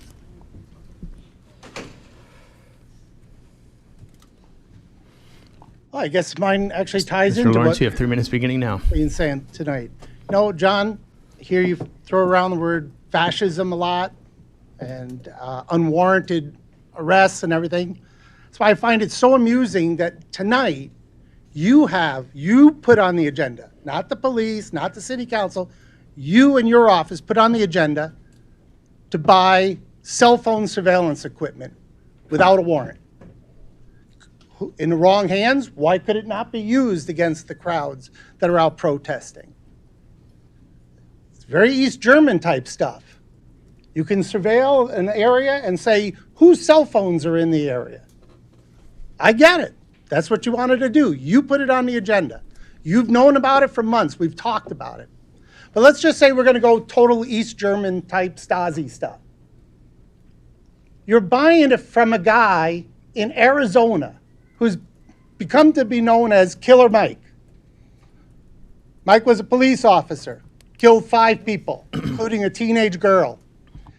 In the court documents, it was revealed that one of his favorite sayings that he posts online is, you should be professional and polite, but be prepared to kill everyone you meet. That's who you're doing business with. You've known it. You've seen the documents. We've sent you the documents. Mike is not even a distributor for this equipment. The company doesn't know Mike. I called him. It's German equipment.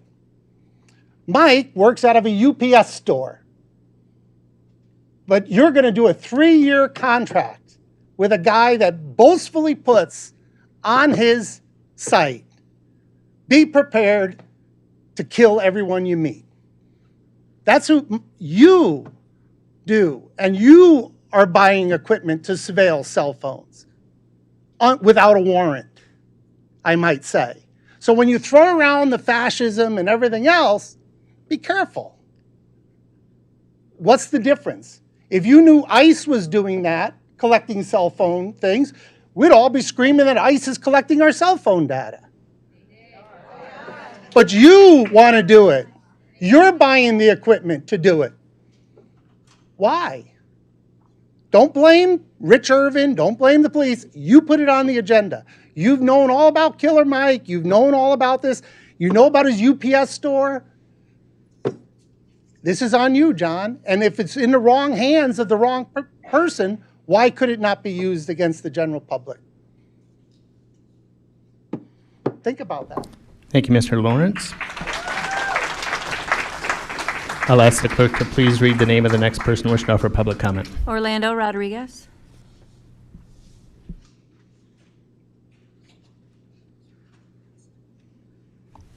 Welcome, Mr. Rodriguez. You have 3 minutes beginning now. Thank you. Thank you, Mayor. Thank you, Council. I don't have a speech. Okay, so I'm going, but by what's in my brain. So first of all, I want to say, Mayor, thank you for being elected. I was one of the people who voted for you. I'm very grateful for you. I did it because when I saw ex-Mayor Irving at the Republican convention in Milwaukee, Wisconsin, I was totally horrified. I knew I was not going to vote for him.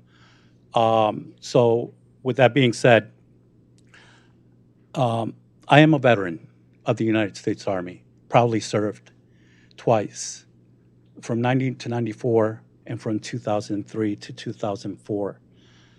I went ahead and gave my service to the United States to defend the Constitution that says we the people, not you the dictator or you the secret police or you ICE or anything like that. I swore to defend that red, white, and blue flag that is behind us. I swore to defend anyone who is oppressed, immigrant or not, to go ahead and be able to live free in this country. I'm from Puerto Rico originally, so I was born a U.S. citizen. But I don't want to walk the streets of Aurora afraid that even though I'm a U.S. citizen, I have to go ahead and walk on broken glass. And I'm not going to go ahead and demand from you or any of you. I'm going to implore that you please pass that resolution banning ICE from the city of Aurora and from all businesses in the city of Aurora, because it's people like that young lady over here who is crying, who is in tears, what breaks my heart. And I need to go ahead and speak up for myself, but I also have to go ahead and speak up for her because she doesn't have to be oppressed. She is here living her life, trying to be a dutiful person here in Aurora. So with that being said, you know, I know MAGA uses the word, uses the acronym MAGA, but you know what? To me, that stands for Make Aurora Great Again. And that's what we have to go ahead and do by banning ICE out of the city. Thank you. Thank you, Mr. Rodriguez.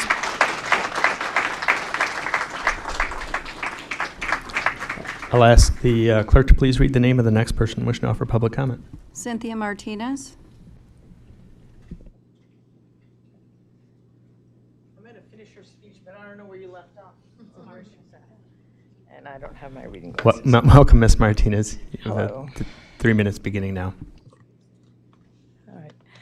The city of Aurora has seen so many of our community members get kidnapped by ICE. I wasn't going to let her become another person just to join the statistics. After getting assaulted twice by ICE, my life hasn't been the same. I'm now living in a constant fear. I'm now watching my surrounding even more. Whenever I'm driving anywhere, I look at each vehicle that is in front of me, behind me, more than ever. I haven't been able to properly sleep at night since everything occurred on Saturday.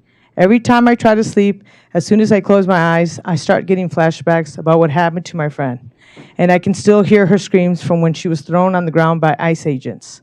I can still hear my own screams from both times that we were both assaulted by ICE. My life will never go back to normal. If it wasn't for community members being there and forming a human shield for my friend and I, both times, I believe we both would have ended up severely injured or even killed by ICE. If it wasn't for the community members who formed a human shield between us and ICE, my friends and I would have been kidnapped by ICE that day. And the Aurora Police Department just stood there watching my friend and I get assaulted by ICE both times. Mayor John Lash also just stood there watching my friend and I got assaulted by ICE. Although the second time my friend and I got assaulted by ICE, the Aurora Police Department officer stood in front of my friend after an ICE agent threw her on the ground for the second time. The police officer is not a hero. I yelled at every single police officer as they stood there and watched my friend and I get assaulted. The exact same police officer who got in between the ICE agent and my friend and I smirked when I was asking one of my partners if he was going to do anything about my friend. To this day, Mayor John Lash, Deputy Mayor Casito, Deputy Chief Staff Nicholas Richard Thompson, Senator Villa, Karina Villa have not asked how my friend and I are doing, even after they were all notified twice. I have come to the attention that Senator Villa used the videos of my friend and I, and it shows what we were being assaulted for. What kind of human being puts videos for a campaign instead of asking how my friend and I are doing? I asked for the community to think twice. The only person from the mayor's office who has asked about my friend was the Chief of Staff, Shannon Cameron. Although my friend and I need more than just being asked how we are. My friend and I will not be left behind. I will not let the mayor's office walk away. The mayor's office will not walk away with only talking about other victims. This is clearly a mistake. I will not let anyone erase what happened to my friend and I. I will still continue to fight for immigrants in the refugee community, and I will still continue to use my voice for those who can't speak for themselves. I will continue to represent my family members, and this is why I demand for the City of Aurora to pass the ICE-free zone ordinance immediately. ICE, DHS, CPD, the Aurora Police Department, the City of Aurora, and Rush Copley will be held accountable. Thank you. 3 minutes is up. Thank you, Ms. Martinez. Edith Calderon.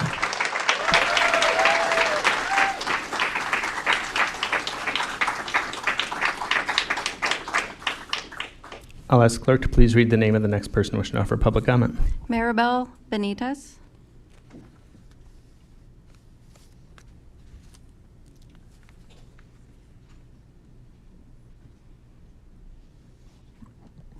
Welcome, Ms. Benitez. You have 3 minutes beginning now. Good evening. My name is Maribel Benitez. I live in the First Ward. I've only lived here for 13 years, but I grew up visiting my family here all my life. I'm here today because our community, especially a lot of my friends and family, are living under fear due to the aggressive and often violent federal immigration agents that have been allowed to use our local government spaces to plan and coordinate enforcement in Aurora. Let's be clear. No child should be afraid to go to school. No parent should be afraid to drive to work. No family should live like they're being hunted, but that is exactly what is happening. When federal agents are allowed to operate out of local buildings, our buildings that our tax dollars fund, we are telling an entire group of residents that they are not welcome here, that they are not safe, that their lives can be disrupted in an instant without warning, without mercy. This is not the Aurora we claim to be. Aurora is a city built by immigrants, sustained by immigrants, and made beautiful by immigrants. We celebrate diversity in our festivals, in our restaurants, in our schools. But what does that celebration mean if the same families we uplift are terrified to step outside their homes? This is not just policy, this is humanity. You have the power right now to take action that will protect thousands of people, documented or not, who call this city home. Passing an ordinance to prohibit federal immigration enforcement agencies from using city-owned spaces is not radical. It is not illegal. It is responsible governance. It means we do not turn our buildings into staging grounds for tearing families apart. It means we do not turn our libraries, our schools, our community centers into places of fear. It means we choose protection over participation in harm. If you say Aurora is a welcoming city, then prove it. If you say you care about children, then protect them. If you say this community matters, then stand with us, not with those that traumatize and destabilize. We are not asking, we are telling you that the people of Aurora are watching, paying attention, and expecting leadership. Pass this ICE-free ordinance, keep federal enforcement out of our city facilities, and show us what side you are on. Thank you. Thank you, Ms. Benitez. I'll ask the clerk to read the name of the next person wishing to offer public comment. Well, I can't quite read it. It looks like Jessica. Is there another Jessie? Jessica Heff. Is there another Jessica who wishes to offer public comment this evening? There's a handwritten entry towards the end.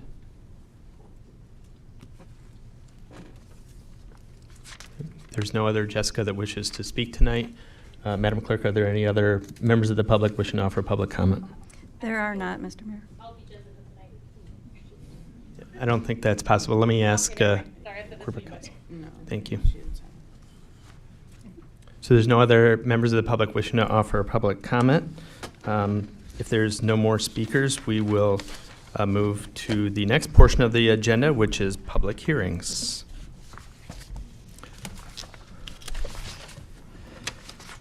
So we have a number of public hearings this evening. These are largely on special service areas. I'll ask the clerk to read each public hearing, and then we'll ask the public and members of the council if they have any questions. But I'll ask the clerk to please read the next agenda item. Mr. Mayor? Yep. May I ask Alderman a question? Seville? Yeah, what is your intention? A lot of these people are here this evening to ask about an ordinance with regard to operations of ICE in our city. Is your intention to refer this to committee? So if the public wants to pay attention, there's a number of ordinances that have been passed in other municipalities. This is a top issue for some of the COGs, the DuPage Metropolitan Mayor's Caucus, the Metro West. And what we're doing now is looking at all those ordinances and trying to combine them to find an ordinance that would work for the city of Aurora. The RAP chair, Alderman Bugg, has been consulted on it, and an ordinance will go to the RAP committee. And I believe that we are moving it from RAP committee to COW that night, if that meets the approval of the council and meets the approval of that committee. We're certainly happy to send advance copies as soon as we have it before the agenda item's posted, and if members of the council have specific questions or suggestions that they'd like to see, the mayor's office is certainly open to amending it or sharing those with the RAP committee members so we can amend it and move it along in a timely fashion. Well, I appreciate that, and the reason why I ask is because all these nice people came out of their way and voiced their very real concerns about themselves, their families, and our community. And I thought they had a right to know what the next step was so they can go home and be satisfied that their advocacy is working. So thank you. Thank you, Alderman Scott. Okay, next I'll ask the clerk to please read the first item under public hearings. 250758, public hearing only, Special Service Area 226, Wheatland Crossing, and calling for a public hearing on the proposed Special Service Area in the City of Aurora, Kane, and Kendall counties, and providing for a public hearing and other procedures in connection therewith, PIN 1536-40032, and part of PIN 0301127007. Okay, is there anyone from the public who would like to be heard for the purpose of public comment on this item? Is there any member of the public who would like to be heard on this agenda item? Any members of the public or members of the city council who would like to be heard on this agenda item? Motion we close public hearing. Yes. Oh, excuse me. Alderman Bugg? Thank you. On all five of these, usually on our legislation text, we have a little bit more information. So if we could have, I don't know who's here, Tracy? So corporate counsel is prepared to answer just a general overview about all of these SSAs and what they are.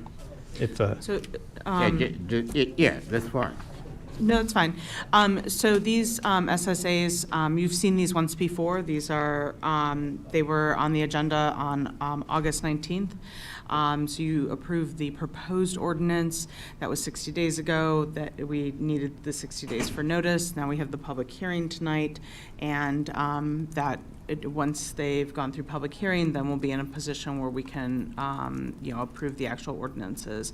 These are all these are all agreements with developers. The landowners for all of them are developers, and they're all dormant SSAs for stormwater. If you have specifics about them, I can go into detail, but we discussed them in August, so I don't know if you have more questions about it. No, that's what I needed to know. Thank you. Okay. I second the motion. Close the public hearing. So motion was made by Alderwoman Smith to close the public hearing and was seconded by Alderman Franco. If there's any more discussion on this agenda item, if not, I'll ask the clerk to please call the roll. Alderman Barrero? Yes. Garza? Yes. Masiacos? Yes. Nunez? Yes. Franco? Yes. Seville? Yes. Benuelos? Yes. Smith? Yes. Bug? Yes. Bade? Yes. Larson? Yes. White? Yes. 12 yes, 0 no. This hearing is adjourned. Next, I'll ask the clerk to please read the next agenda item in public hearing only. 250837, public hearing only, Special Service Area 227, Habitat Green Freedom, and calling for a public hearing on the proposed Special Service Area in the City of Aurora, Kane County, and providing for a public hearing and other procedures in connection therewith, PIN number 1530277004. Is there anyone from the public who would like to be heard for the purpose of public comment on this agenda item? Are there any members of the public who would comment on this agenda item? Any members of the public or council who would like to comment or have questions on this agenda item? Motion to Okay, close the if public there's, hearing. if there's no questions from the council, and the Alderman Franco has made a motion to close the public hearing. Is there a second? Alderwoman Smith has seconded the motion. I will ask the clerk to please call the roll. Barrero? Yes. Garza? Yes. Masiacos? Yes. Nunez? Yes. Franco? Yes. Seville? Yes. Benuelos? Yes. Smith? Yes. Bug? Yes. Bade? Yes. Larson? Yes. White? Yes. 12 yes, 0 no. Thank you. This hearing is adjourned, and I'll ask the clerk to please read the next agenda item in public hearing only. 250838, public hearing only, Special Service Area 228, Cyrus 1, 2725 Belter Road, and calling for a public hearing on the proposed Special Service Area in the City of Aurora, DuPage County, and providing for a public hearing and other procedures in connection therewith, PIN number 0706401013. Is there anyone from the public who would like to be heard for the purpose of public comment on this agenda item? Are there any members of the public who would like to be heard on this agenda item? Any members of the City Council who have questions or comments on this agenda item? Alderwoman Bade. Thank you, Mr. Mayor. So just wanted to make sure this was a dormant SSA for stormwater? Give Corporate Counsel just a second. Cyrus 1.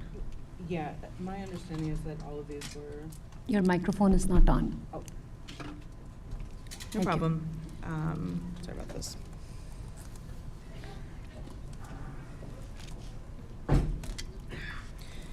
Yeah, this one was also a stormwater dormant SSA. Was it your understanding that this was not? Just wanted to make sure because Oh, I hadn't seen this, so. That's fine. And Cyrus 1 is the only property on this SSA. Yes. Maybe after the meeting, can you please share the information, some more information about this SSA? Maybe tomorrow. Oh, yeah. That's not a problem.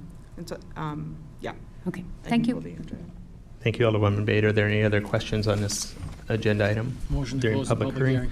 Motion's been made to close the public hearing by Alderman Franco, seconded by Alderwoman Smith. Any further questions? I'll ask the clerk to please call the roll. Barrero? Yes. Garza? Yes. Masiacos? Yes. Nunez? Yes. Franco? Yes. Seville? Yes. Benuelos? Yes. Smith? Yes. Bug? Yes. Bade? Yes. Larson? Yes. White? Yes. 12 yes, 0 no. This hearing is adjourned. I'll ask the clerk to please read the next agenda item, which is also another public hearing. 250840, public hearing only, Special Service Area 225 Prairie Meadows, and calling for a public hearing on the proposed Special Service Area in the City of Aurora, Kane County, and providing for a public hearing and other procedures in connection therewith for pins 1519451001 and 002, 1519451010, and a portion of 1519451009. Is there anyone from the public who would like to be heard for the purpose of public comment on this agenda item and this public hearing? Are there any members of the public who would like to be heard? Are there any members of the council who have questions or comments on this agenda item during the public hearing? Motion, we close this public hearing. Second. There being no questions, there's a motion on the floor from Alderwoman Smith to close the public hearing, seconded by Alderman Franco. I'll ask clerk to please call the roll. Barrero? Yes. Garza? Yes. Masiacos? Yes. Nunez? Yes. Franco? Yes. Seville? Yes. Benuelos? Yes. Smith? Yes. Bug? Yes. Bade? Yes. Larson? Yes. White? Yes. 12 yes, 0 no. And this hearing is adjourned. Next, I'll ask the clerk to please read the next agenda item, the final public hearing for SSAs. Sorry, there's two more. Sorry. Wishful thinking. 250841, public hearing only, Special Service Area 231, Eola Reserve, and calling for a public hearing on the proposed Special Service Area in the city of Aurora, DuPage County, and providing for a public hearing and other procedures in connection therewith. For pins 0718404002 and 006, 0717301, 011, 008, and 012. Okay, is there anyone from the public who would like to be heard for the purpose of public comment during this public hearing on this agenda item? Are there any members of the public who would like to make public comment? Any members of the City Council who have questions or would like to be heard on this agenda item? Motion we close this public hearing. There being none. Second. Motion was made by Alderwoman Smith to close this public hearing, seconded by Alderman Franco. I'll ask the clerk to please call the roll. Barrero? Yes. Garza? Yes. Masiacos? Nunez? Yes. Franco? Yes. Seville? Yes. Benuelos? Yes. Smith? Yes. Bug? Yes. Bade? Yes. Larson? Yes. White? Yes. 12 yes, 0 no. This hearing is adjourned. Next, I'll ask the clerk to please read the next agenda item, the final public hearing for Special Service Area 232. 250857, public hearing only, Special Service Area 232, Abbey Meadows, and calling for a public hearing on the proposed Special Service Area in the city of Aurora, Kane County, and providing for a public hearing and other procedures in connection therewith, pin 12354000004. Is there anyone from the public who would like to offer public comment on these public hearings in this agenda item? Any members of the public wishing to offer public comment? Any members of the public or City Council who have questions or would like to make public comment on this agenda item? Motion to close the public There hearing. being no questions or comments, a motion was made to close the public hearing by Alderman Franco, seconded by Alderwoman Smith. Next, I'll ask the clerk to please call the roll. Barrero? Yes. Garza? Yes. Masiacos? Yes. Nunez? Yes. Franco? Yes. Seville? Yes. Benuelos? Yes. Smith? Yes. Bug? Yes. Bade? Yes. Larson? Yes. White? Yes. 12 yes, 0 no. This hearing is adjourned. Next, we'll hear both the consent agenda and the direct to council consent agenda in full. Will the clerk now please read both agendas in full? 250378, a resolution authorizing the Director of Purchasing to enter into a purchase agreement with 58 Group for the procurement of a drive test scanner for the Aurora Police Department in a total amount not to exceed $170,000. 250666, a resolution requesting approval to continue with Bentech Benefits Technology of Palm Beach Gardens, Florida as the city's benefits, enrollment, and administration software provider for 2 additional years for an amount not to exceed $137,550. 250696, a resolution to approve Tavares and Sons Lawn Care and Guardian Asphalt as contractors for snow removal and ice control services in an amount not to exceed $128,000 for the Operation Senior Shovel Program. 250700, a resolution authorizing an agreement with InfoSend to provide utility invoice production and distribution services for the Water Billing Division. 250750, an ordinance amending Section 8-131 of the Code of Ordinances pertaining to video gaming terminal regulations. 250761, a resolution awarding H&H Electric Company, the low bidder, for the 2-year citywide traffic signal and street light maintenance contract. 250762, a resolution awarding the Montgomery Road and Cotts Road traffic signal installation project to H&H Electric Company of Franklin Park, Illinois, for the amount of $646,164.08, and the appropriation of motor fuel tax funds for the project. 250770, a resolution authorizing the Director of Purchasing to award a managed security services contract to New Harbor Security Incorporated for a 3-year contract with 2 additional option years.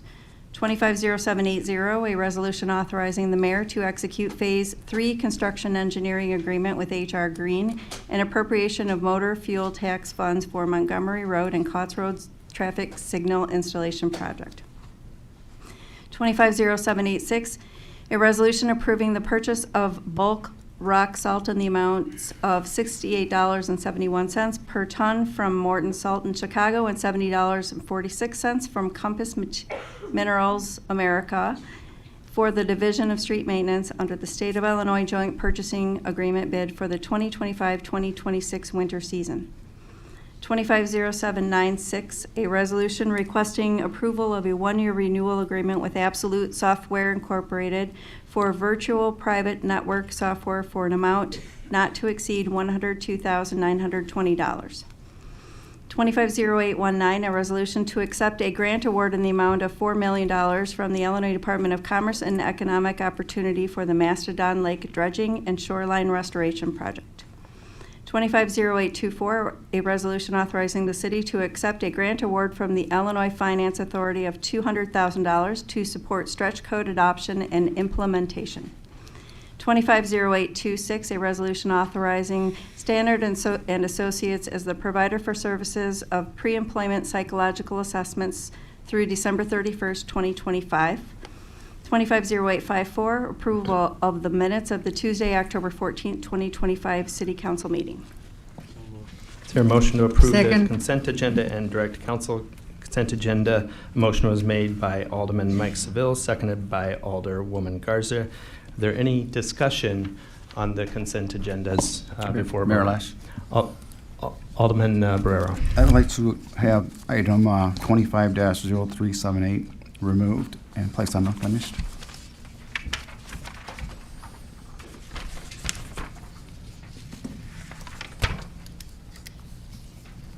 Okay, we'll move agenda item 250378 to unfinished business.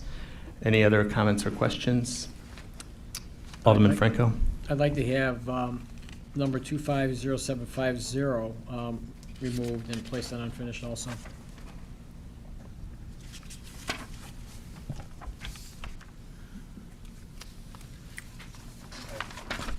250750, the ordinance about the video gaming. Yes.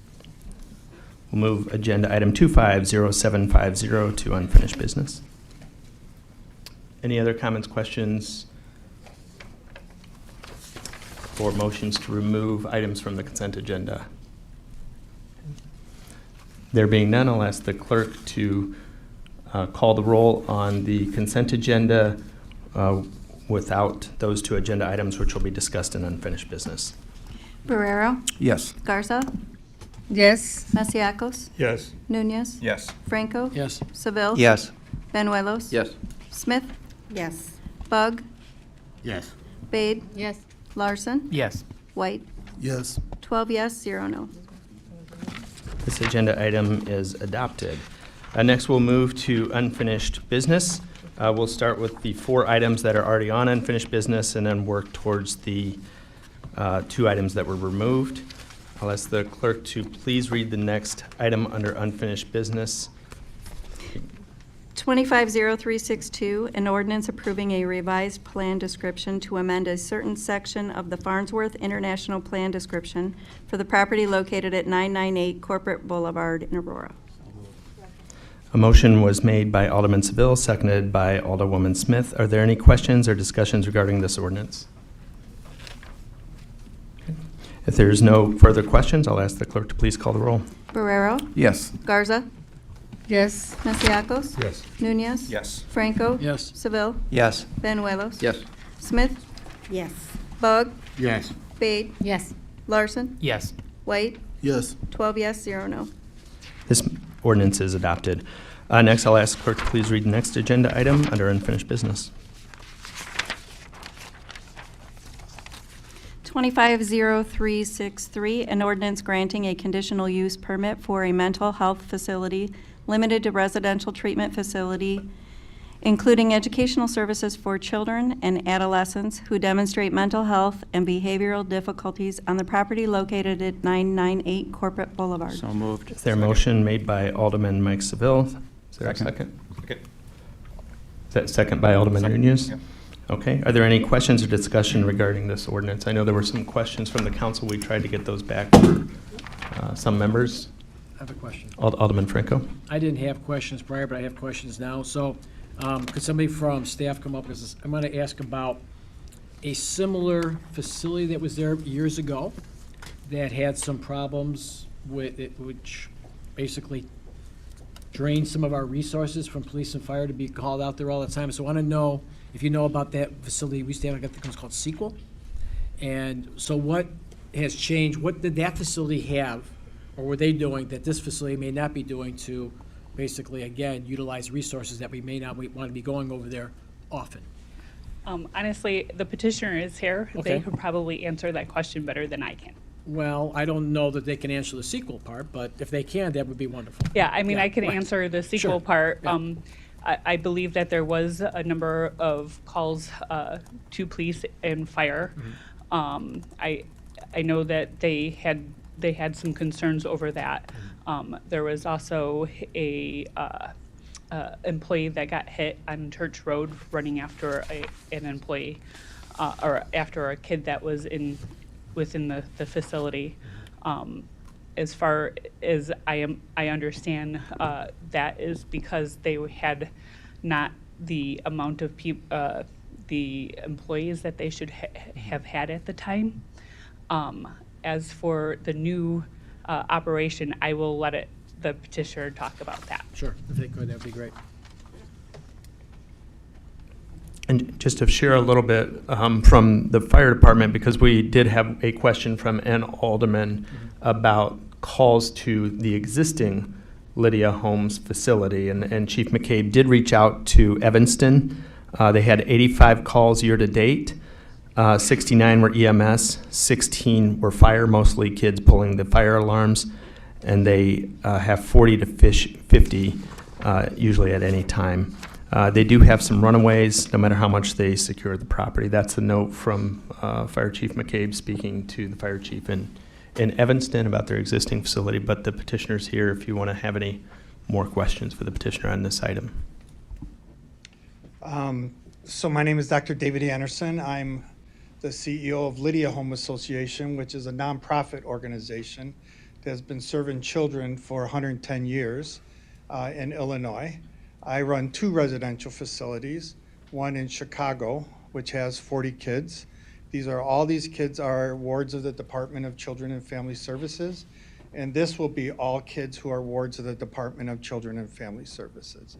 I also run a facility in Evanston that we just took over in the last year, and I run that as well. Specifically, the difference, I would say, between what we do is that we've been doing it quite a long time in Illinois. We're a nonprofit. The other organization was a for-profit organization. They had limitations as a for-profit organization around issues around staffing and requirements to call when things got difficult near the very end. We don't. We've had 4 calls in Illinois, in Chicago of our residential facility. Much of the calls that we have to make are mandated by state law and regulations by DCFS. So if a child runs away, we're mandated to make a runaway report with the police and things like that. So I'm not sure what other questions you might have related to how I will run the facility or the difference in the kids that we will have. Their kids were a mix of kids from DCFS as well as out of state, taking some of the worst kids from other states and other school districts outside of Illinois, and we won't.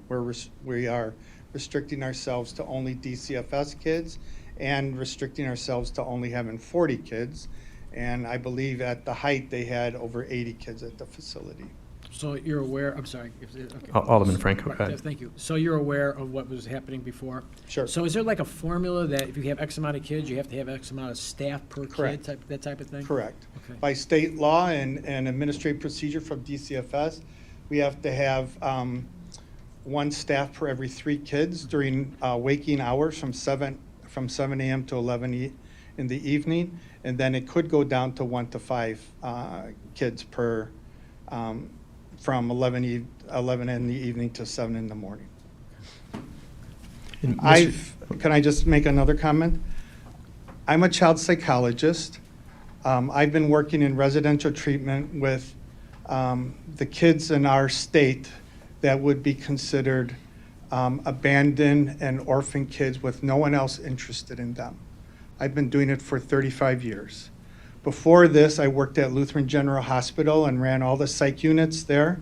I worked at Mount Sinai Hospital and ran their program. I worked at Northwestern University, University of Chicago, and Wheaton College.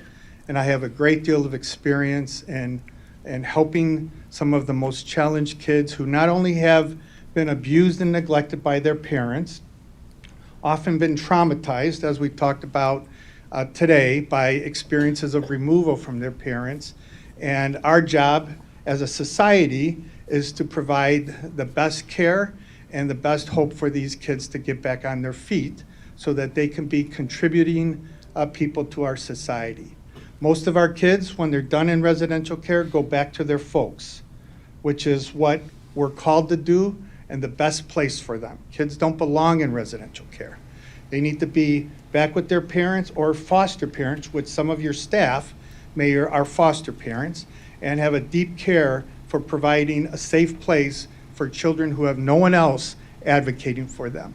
So I personally believe I commit my whole life to this for advocating, caring for the most vulnerable people group in our society, which are children who have been removed from their parents because of harm that they have suffered.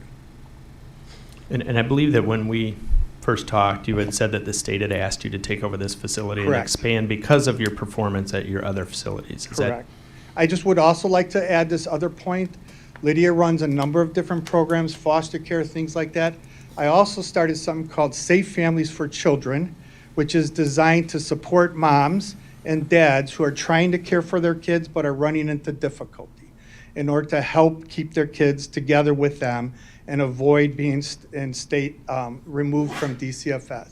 My point is, we have over 200 volunteers and 12 churches in Aurora, including people on the Board of Education for Aurora, that are volunteering as host families to support families in Aurora who are trying to care for their kids and keeping their kids with them.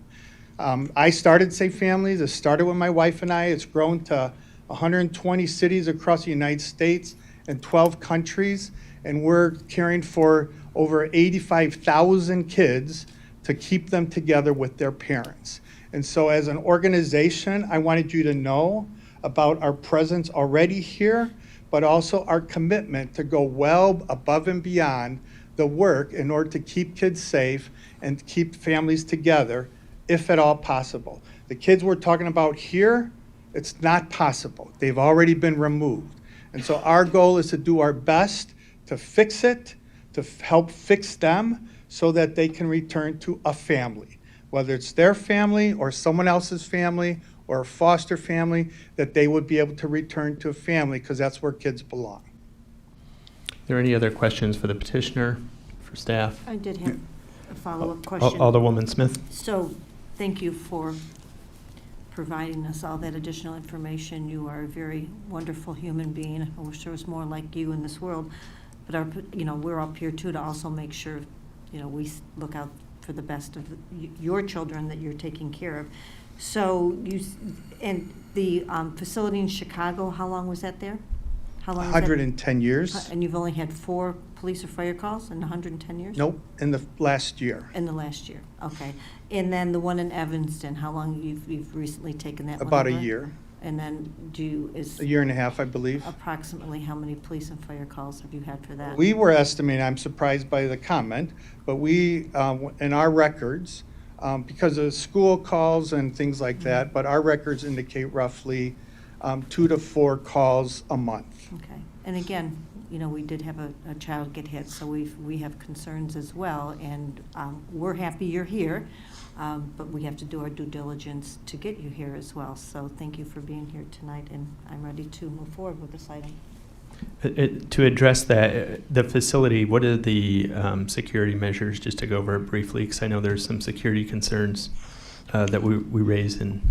So all our facilities, and including this one, because of what's currently existing, has delayed egress, where if a child pushes on a door, it won't open, alarm would sound, which allows us to be able to avoid a child running. although we have very strict guidelines on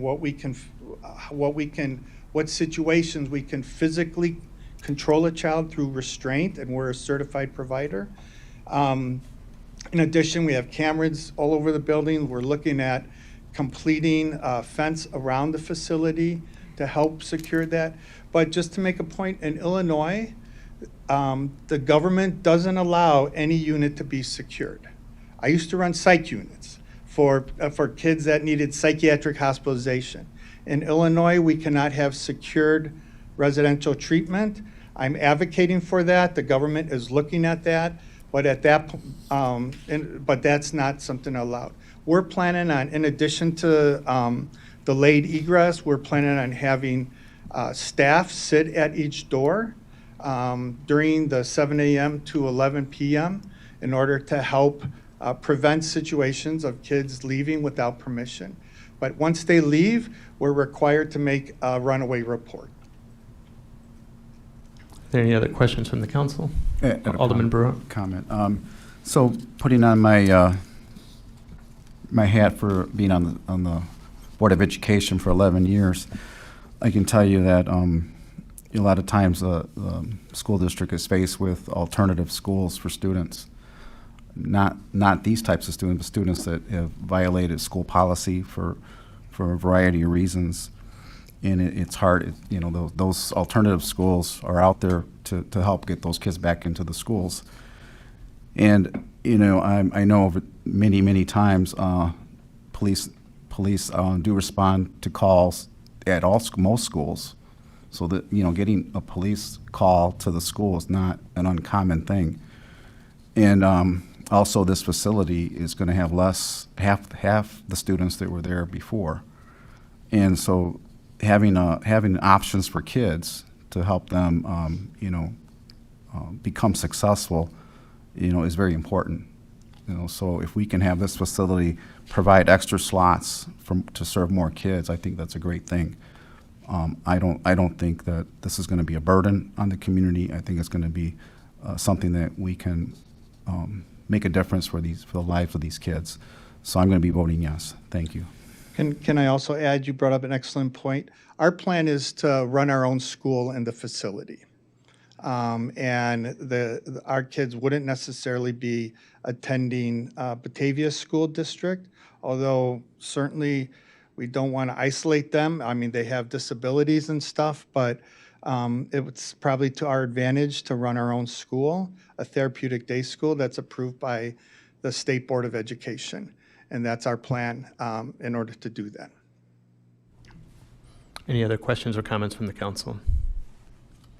Hearing none, I'll ask the clerk to please call the roll. Guerrero. Yes. Garza. Yes. Masiacos. Yes. Nunez. Yes. Franco. Yes. Seville. Yes. Banuelos. Yes. Smith. Yes. Bug. Yes. Spade. Yes. Larson. Yes. White. Yes. 12 yes, 0 no. Motion carries. This ordinance is approved. Good luck. Thank you so Thank you. much. I really appreciate it. Thank you. I'll ask the clerk to please read the next agenda item on the unfinished business. 250732, a resolution authorizing Sun Life Insurance to provide life insurance services for January 1st, 2026 through December 31st, 2026. So moved. Motion was made by Alderwoman Smith, second by Alderman Seville. Are there any questions or discussions regarding this resolution? There being none, I'll ask the clerk to please call the roll. Guerrero. Yes. Garza. Yes. Masiacos. Yes. Nunez. Yes. Franco. Yes. Seville. Yes. Banuelos. Yes. Smith. Yes. Bug. Yes. Spade. Yes. Larson. Yes. White. Yes. 12 yes, 0 no. Motion carries. Motion carries. This resolution is adopted. I'll ask the clerk to please read the next item under unfinished business. 250820, a resolution authorizing the expenditure of special service area tax funds in a total aggregate amount not to exceed $50,000 and the provision of staff support for the purposes of organizing an independent, not-for-profit organization to render special services within Special Service Area 1. So moved. Second. Okay. A motion was made by Alderwoman Smith, seconded by Alderman Banuelos. Are there any questions from the council or need for a another presentation. I know we've seen a full presentation. Mayor Lash. Alderman Franco. No presentation, thank you. But I just thought, didn't we talk last time about 15,000 as opposed to 50? You remember? I mean. So this went through committee, and I think that Danielle explained it during committee. I'll let you answer that question. Yeah, if you could, just briefly. Sure. I just thought I remember 15. That's all. So if we stuck with the $50,000, that would cover the initial startup fees Okay. for this organization to hire an attorney, get incorporated, get their EIN, and draft the bylaws, as well as start the process of onboarding a staff member for this organization that would start that process. The $15,000, if we were to bring it down, would cover the initial costs of just that original startup of the organization, which then we would come back for the remainder. So it's really, Just combining it. yeah, it would be just combining it, so. I just thought I remembered 15, that's why I thought that was different. Okay, that's all I had. And then the next step, just so people know, is that to form some sort of agreement back and forth similar to the previous Aurora Downtown organization. Any other questions, comments from the council? Mayor Lash. Alderman Barrero. I'll yield to Alderman Smith. No, you go. Age before beauty. Oh, boy. I don't know how to take that.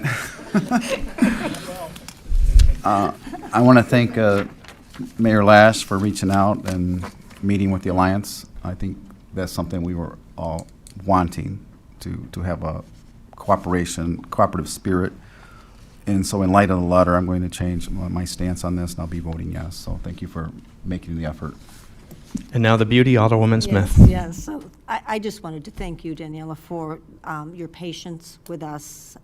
We felt like we had a lot of things come in a lot of different directions with this, but we were able to get the time that we needed to work it all out. And I wish you the best of luck in getting this up and running. I hope you don't use too much of city time for that, but thank you again for being patient with us, and thank the Alliance for sending us the letter that they sent us, and hopefully both entities can move forward in the best interest of our I city. thought you guys just like hanging out with me. Are there any other questions for staff, for the mayor? Hearing none, I'll ask the clerk to please call the roll. Barrero? Yes.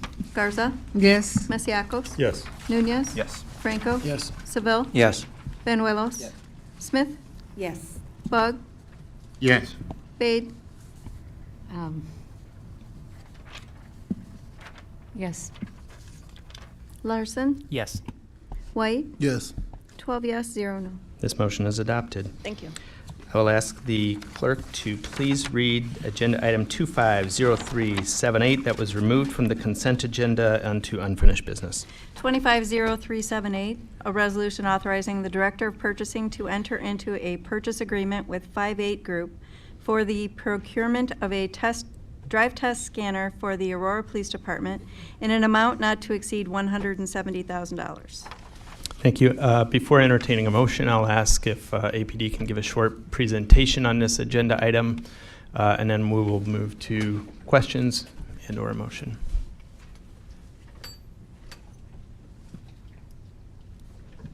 Good evening, Mayor, members of council.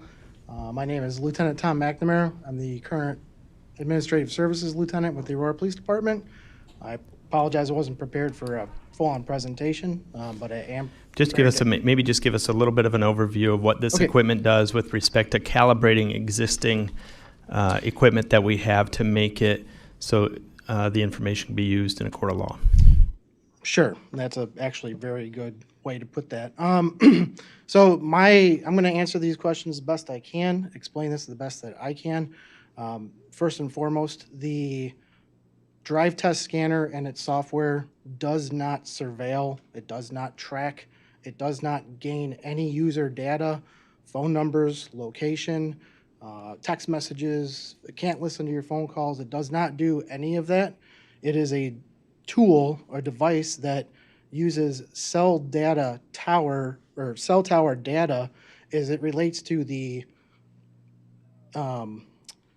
realm around the tower as far as the reception. So what it does is it helps place cell phone data that we receive via court order, or via a warrant or other other means, legal means, that would use the drive test scanner as a tool coupled with it. So it's two separate silos, if you will.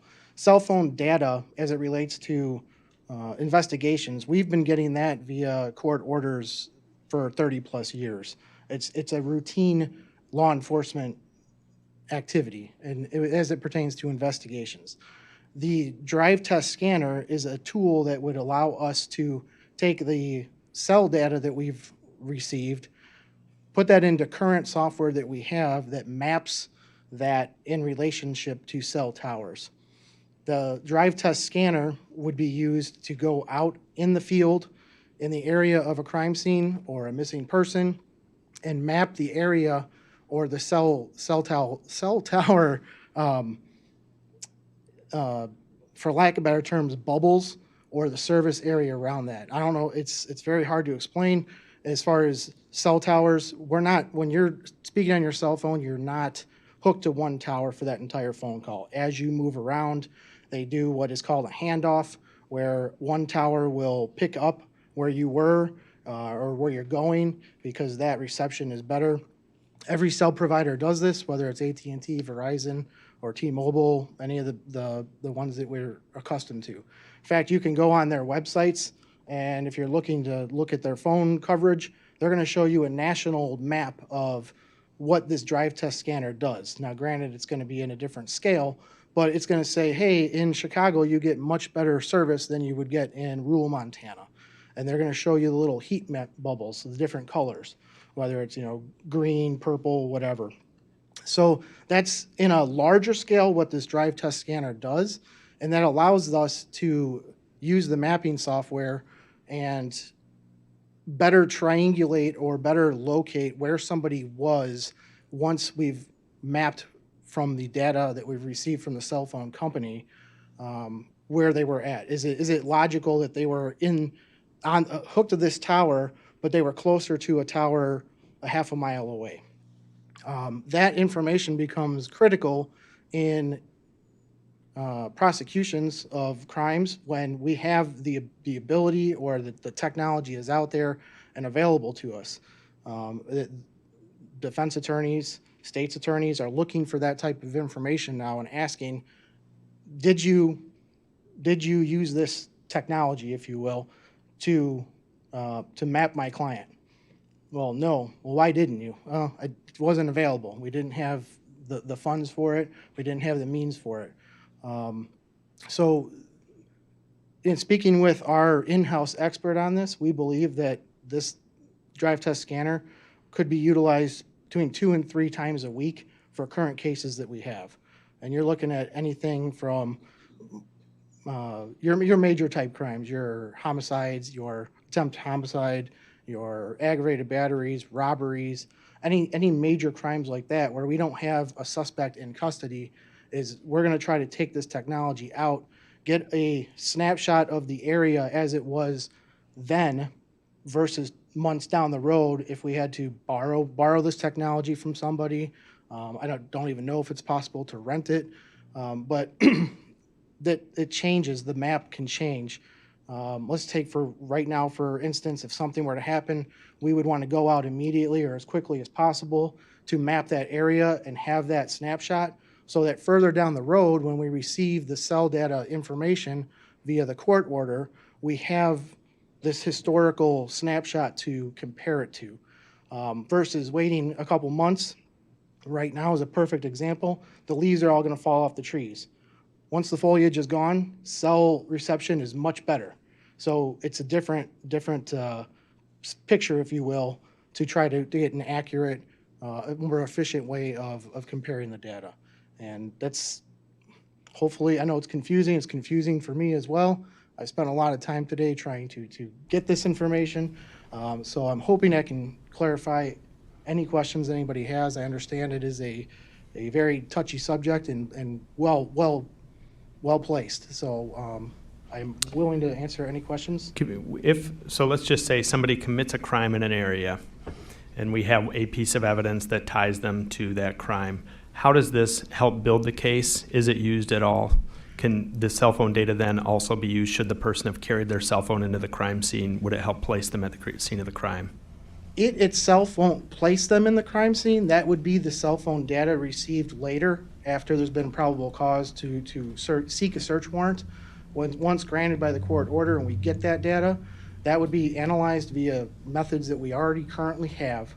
They would take that information, place it into, for lack of better terms, the map that the drive test scanner created, and then that information says, okay, well, it's likely that this person was, we already know that they were in the area from that cell phone data that we received.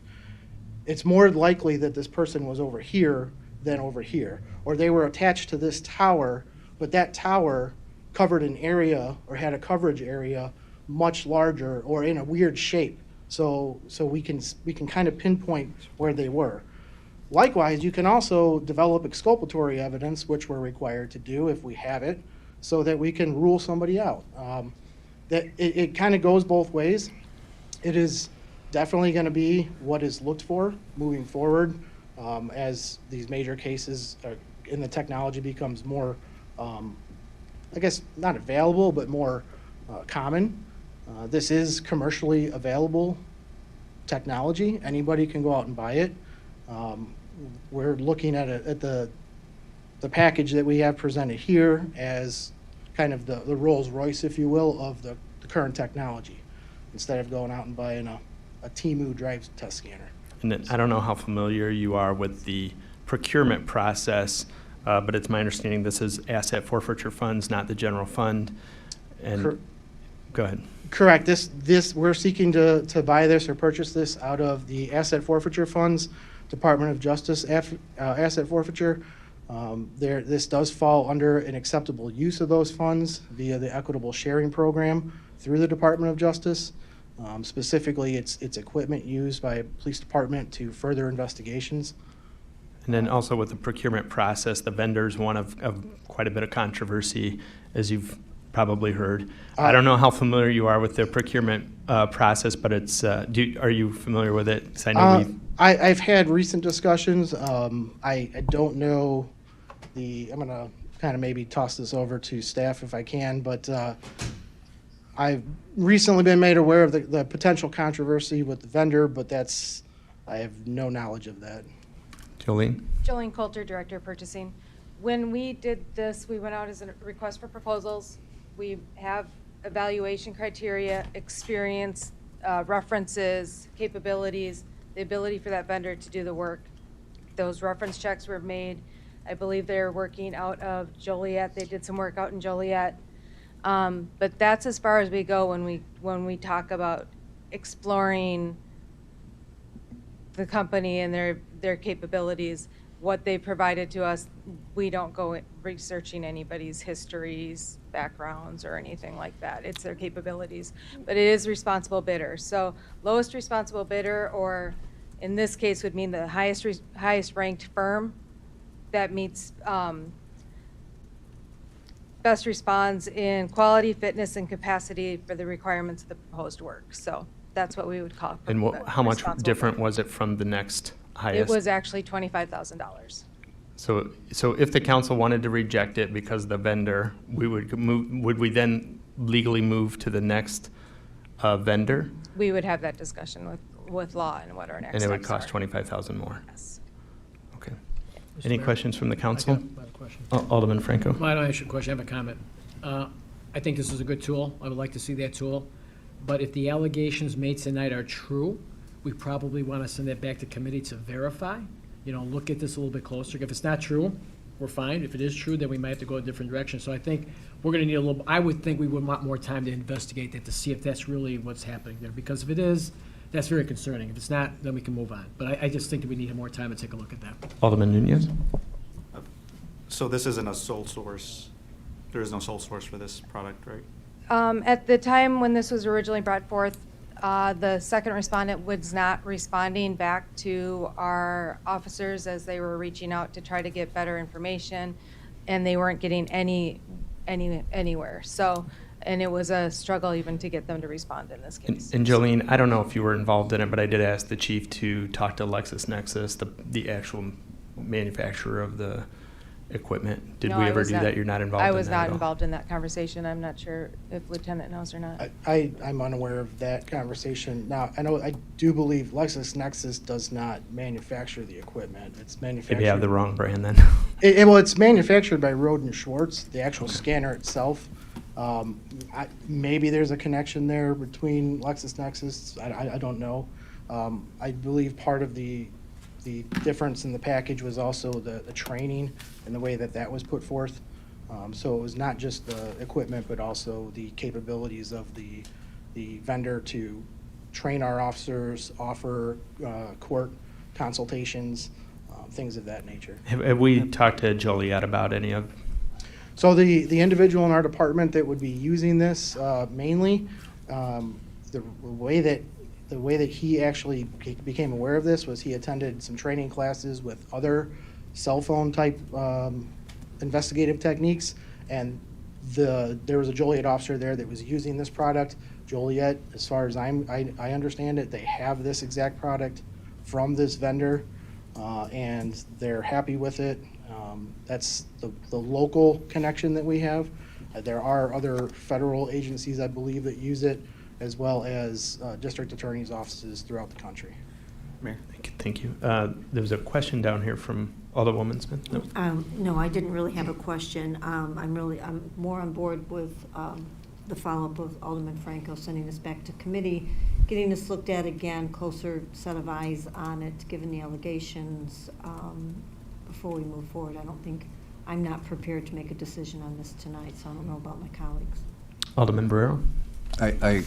I second that motion. Well, was that a formal motion? I want to let's get through discussion if it's okay, and then we'll entertain motions. Well, I'll make the motion. I make the suggestion. I make a motion that we send this back to committee to do some further review on the topic. I'll second. So a motion was made to move this agenda item back to the Finance Committee for further discussion. Mayor, I have a question. One second, and a second by Alderman Nunez. So there's a motion, second on the table. Discussion. Yeah, so one question. I'm looking in the legislation text that we currently use a system called TRAX, which is provided by LexisNexis. So when we add this other component, well, do we have anything like this component now? What are we using at the moment? I'm trying to understand, is there a need for a $170,000 addition to what we already have? Currently, we do not use it. We do not have the capabilities. We do have the ability to reach out to the FBI and ask to borrow theirs. In a case, if we really needed to, there's a wait list for that. That could be several months long. That kind of went to my example of the waiting to get out there to take the snapshot as close to the time of the crime as possible. LexisNexis does make the TRAX software.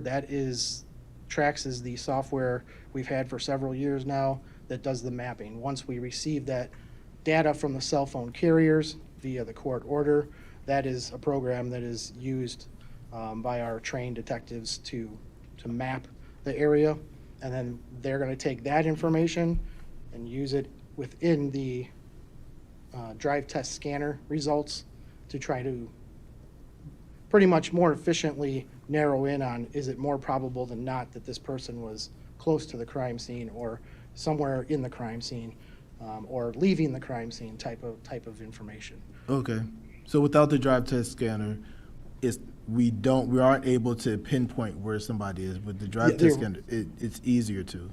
Correct. The Aurora Police Department currently does not have the technology that the drive test scanner provides. Okay. It would make our investigations more efficient, more accurate, and that is what the court systems are starting to go towards. It's that evolving technology and always trying to keep up with that. Okay, and one other comment. I do appreciate that staff mentioned that there was an RFP to go out. I was wondering about that because it is $170,000. I thought typically if there was an RFP, we had all the other ones so we could kind of compare and see what the other bidders were. That may be helpful, or no? It's not. Did I overlook it? Yeah, It's on there, but It's on there. Yeah, Oh. yeah, I didn't see. Jolene, do you yes. have just a second? Come I back did- up. I think yeah, I she just said that see they were trying to get in touch with them again. to- Okay, but okay, got Let's it. hear it. Understood. Yeah, I appreciate that information, that it was 25,000 more. table 1. No, LexisNexis did respond to this RFP. We don't generally give you all the proposals. We give you the one we would like to award it to. So, and then we give you the scoring, the evaluation tab that is behind it, so. Are there any other questions while we've got this in front of everybody before it goes back to committee? Questions that the staff can answer on this agenda item? Mayor Alderman Larson. Thank you. Yeah, I guess first a point that I want to make, because I did do some research into this over surveillance concerns. Yeah, this is something that is used by cell carriers to map out network strength.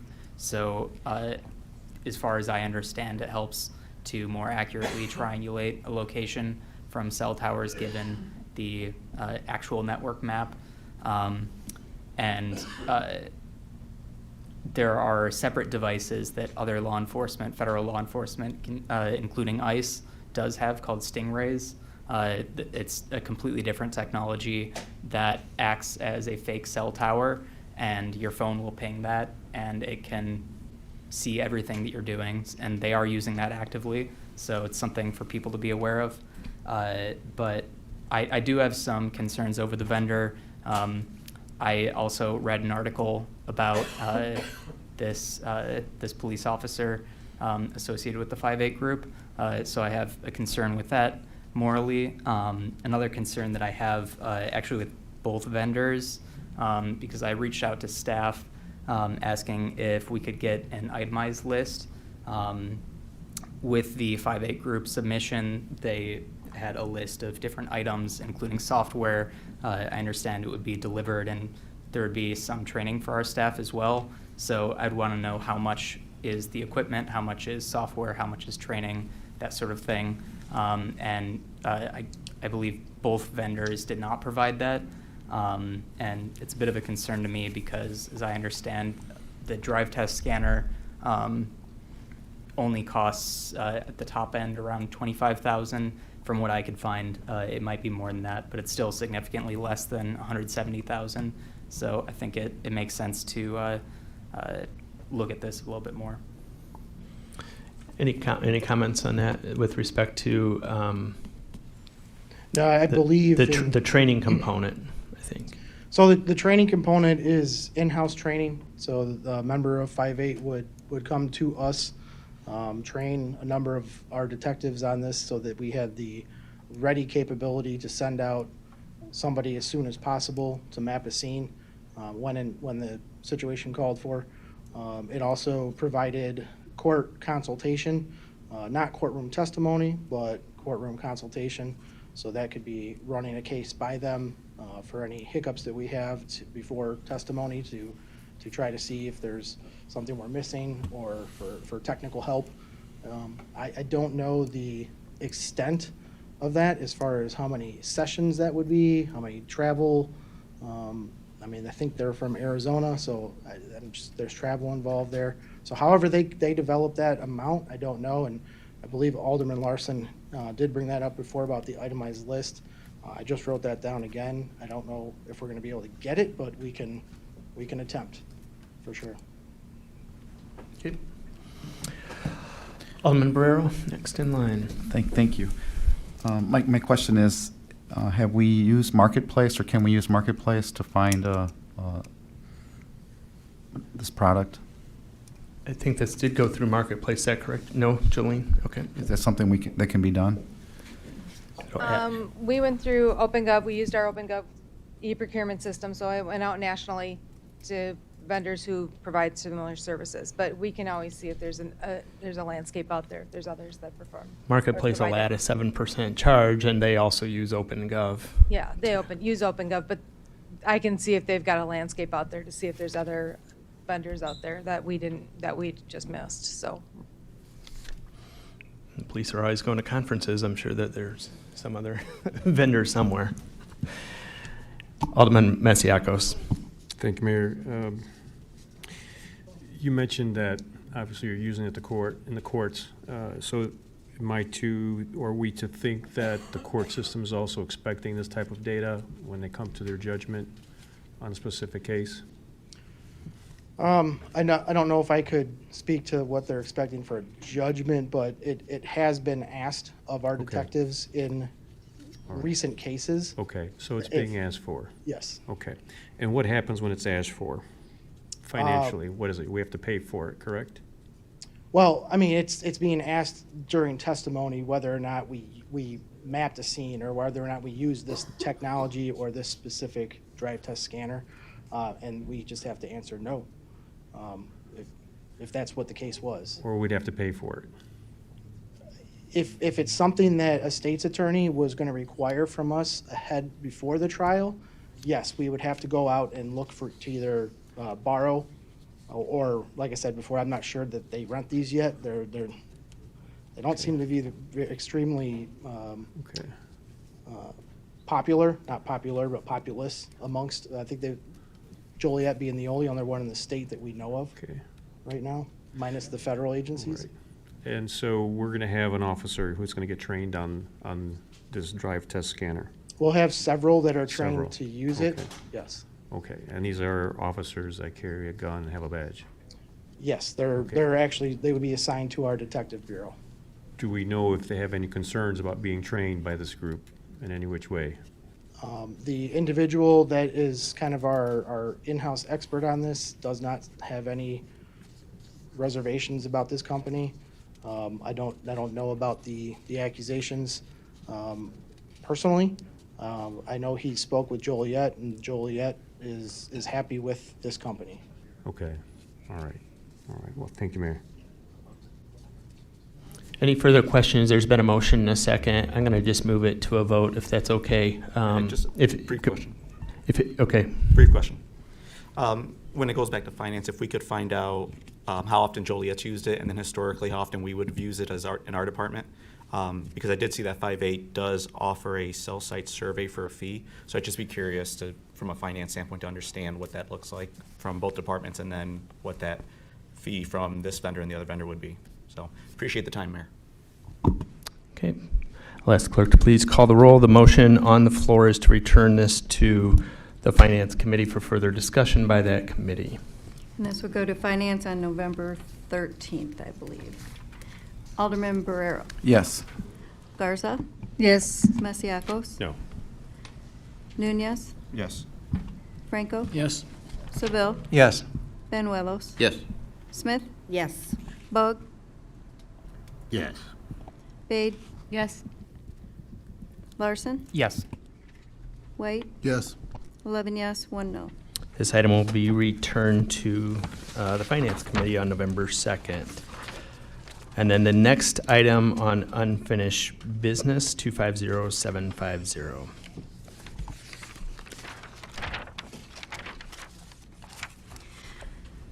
(25-0750), an ordinance amending section 8-131 of the Code of Ordinances pertaining to video gaming terminal regulations. There's been a motion made by Alderman Seville. Is there a second on this agenda item? And then we'll move to discussion. Second. Second by Alderman Larson. Discussion. Any comments or questions on this agenda item? Alderman Franco. Yeah, Mr. Mayor, I asked this to be on unfinished. Could we have somebody from staff, because I remember a conversation we had before, I think it was Nick, thanks for coming up, Nick. So I had asked, I think it was, I don't know if it was RAP or COW, and we had talked about this thing, and I mentioned why we are at 5 to 6, because more proportionality from casino bets than terminal bets. We got more money from that. And why we did that, and it's 5 to 6. And then you had said, I believe you had said, you had talked to the casino about that, and they were okay with it. I talked to the casino, and that's not how they presented it. They said the city called us, we said we're gonna look into it, and we'll get back to you, and they haven't got back to you yet. So I wanna know how that conversation went, because if the casino had been talked to about it, and they're good, I'm pretty good with it too, because we're, working with them, and their partner, and, they all the things they had done, you know, 300 million they're putting into the casino. So how did that conversation actually go, I guess is what I'm asking. For sure. Hello, my name is Nicholas Richard Thompson, Deputy Chief of Staff for the Mayor's Office. So I do have the email. I did alert them, and then I think someone else from the office called. I'm under the impression that they're okay with it. If you're having a separate conversation that I'm not privy to and they're saying they're not, then I won't speak to that, but would love to open the conversation. So. Well, so I would ask one or two things, because this is a major partner. We've gotten $330 million over them over 30 years. They're putting $300 million for a casino, so conversation has to be had. Now, in talking with them, if we don't go back to talk to them, and I don't like to base it on just my conversation with them, they were not happy about this. This is not something they wanted.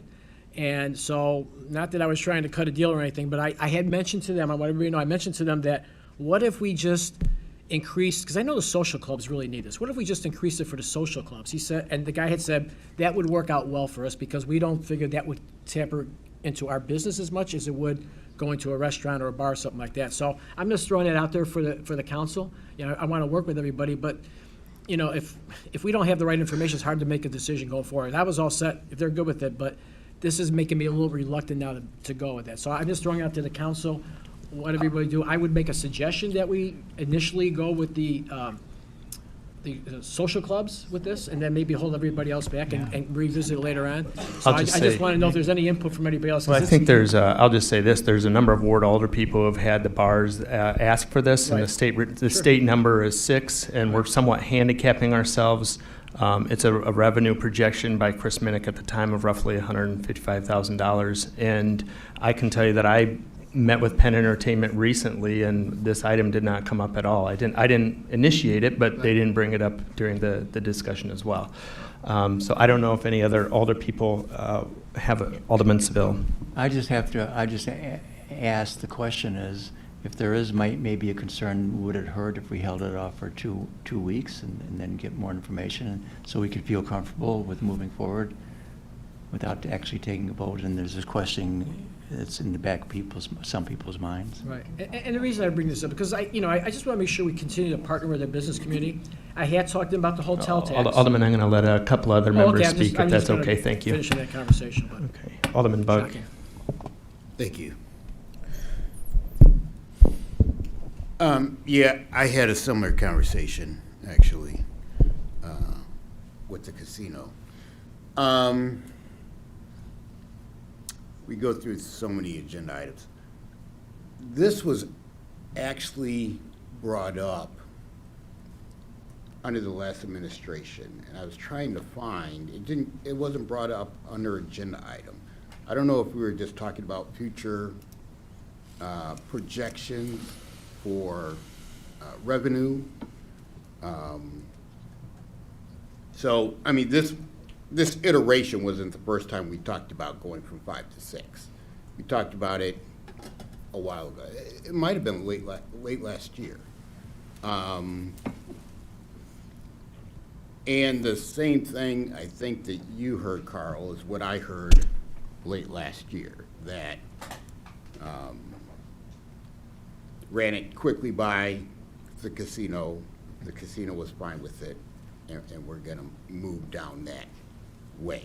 And we didn't at that time because things got in the way, probably the election. But and so I had another conversation with the casino also. Has that been a recent conversation? Sorry. Within the last week. Okay. So if you were going to pull it down finished, I was going to. So,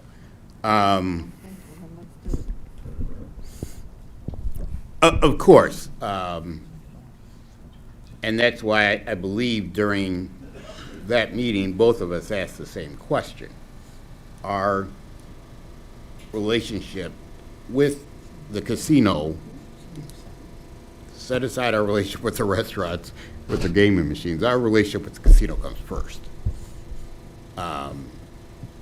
As I said in that meeting, and everyone that goes to IML, many municipalities would love, give their right arm to have a casino in their town and everything, the ability that brings for the municipality to do different things. So, of course, you do not want to do anything to, you know, in any way throw it astray.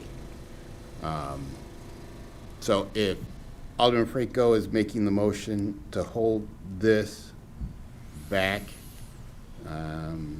It's okay, let's have a discussion and entertain motions. I know there's, Alderman Barrero wanted to weigh in.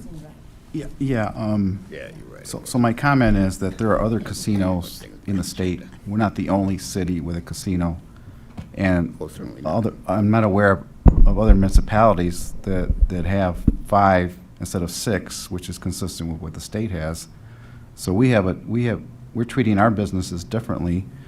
And people can go to Naperville, they can go to Batavia, and they have 6. How many Aurorans are going to the casino? They're going to be located on the tollway because they want to catch people that aren't Aurorans necessarily. So I gotta suspect that they have a hotel as well. I suspect that most of the people going there are not Aurorans. And so do those people that are going to patronize the casino in their communities, do they only have 5 instead of 6? I mean, so we're getting into the weeds here. You're taking conjecture, but I can tell you when I go to establishments that have those gaming machines, they're not used all the time, all day long. When you go to the casino, that's a whole different ballgame. People are there all day long playing the games there. And when you go to the restaurants and to different social clubs, most of the days, there's nobody there playing. I don't see where the competition is by adding this extra slot. A lot of these businesses are hurting. They're just looking for a few extra dollars to help keep their doors open. Are there any other members who haven't commented already who'd like to weigh in? Alderwoman Garza? My comment is, how much money we want to make with the additional 40 machines? I can give you that right now. Was it 56,000? Yeah, so The licensing would be 56,000, correct. You can say it. And then there's also, and then there's also 155 from the licensing and the other establishments for fees for the distributor. that's projected, of course. We don't know that every establishment is going to move from 5 to 6 if we approve this ordinance. My concern is, in my opinion, they prefer to stay only with 5 because we have already some people with the gambling problems. If we additional more are in the neighborhoods, when the people have problems so they can go to the casino, I understand they have so many casinos, but are close to the house, like 2-3 blocks from the stores or restaurants, for these people that have the addiction, I think is problem. And we have to see the way also because we want to make some money to put in additional 40 machines, but how much affecting in our community this problem with the people have already addiction to play is my concern. Okay, anybody else who hasn't commented or has a question? Just wanted Alderwoman to- Bade. Thank you, Mr. Mayor. Just wanted to make a quick comment. Naperville has a ban on video gaming machines, so they don't allow any at all. Okay, so nobody's coming from, we could get people from Naperville to come, is that your point? Or any other questions from members? Alderman Larson? Thank you. Yeah, I mean, I don't really have a problem with holding this until the next city council meeting if that's what everyone wants to do.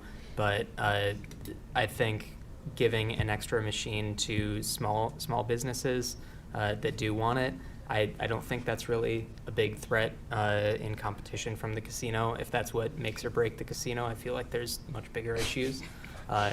So, hopefully that's not the case. Yeah, so I will be supporting this, but I don't have a problem with holding it until, it would just be 1 week, I believe, because of the holiday. But Alderman Franco, second. Or anybody else that hasn't spoken? Alderman, have you weighed in, I think? I have not. Alderwoman Smith. How unusual. I know. I'm trying to remember the specific situation, but when we first did this, there was something different between the social, where we had them in this social setting and then in the restaurant setting. Social setting, they make more money. They're counting on that money to make. In the restaurant setting, it's supposed to be something that is there to offset them. It's not supposed to be their income. So when you talk about, letting somebody make a little more money, we got to remember how and why we put those in there and the formula that we followed, that we don't want to turn our bars and restaurants into mini casinos. So it makes more sense to me with the social part of it, but less sense in the bar restaurant part of it. But I agree with everybody else. We need to go back and look at it, and we need to get a full, 2 aldermen have talked to the casino, so we need to find the full outcome of that before we move any further. Did you have something, Alderman White? No. Okay. Alderman Masiacos. Why not? Real quick, if we're going to hold this for 2 weeks, 2 weeks from now, I think, is November 11th. When's the slated next city? When's the next slated day for city council right now? We're going to have city council on November 11th and Veterans Day. All meetings on November 11th are moved to November 4th, I believe. Well, it's 28th today, right? November 11th is a holiday, So we're going to have, I think. federal holiday. It'll be November 4th. Very important. So we're going to double up COW and city council on the 4th. Say it one more time, sorry. We're doubling up COW and Correct. city council On November 4th.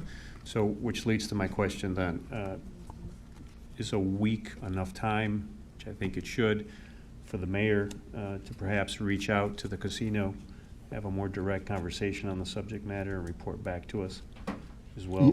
Because that seems to be the common theme. There's no rush on this. I can say that there's no rush on this outside of being able to project revenues for 2026 budget if we are able to pass it. That's the only time consideration whatsoever, is being able to project that new revenue. But certainly, I would say we can probably talk to Penn Entertainment, and we can also talk to some of the bar owners who brought this up.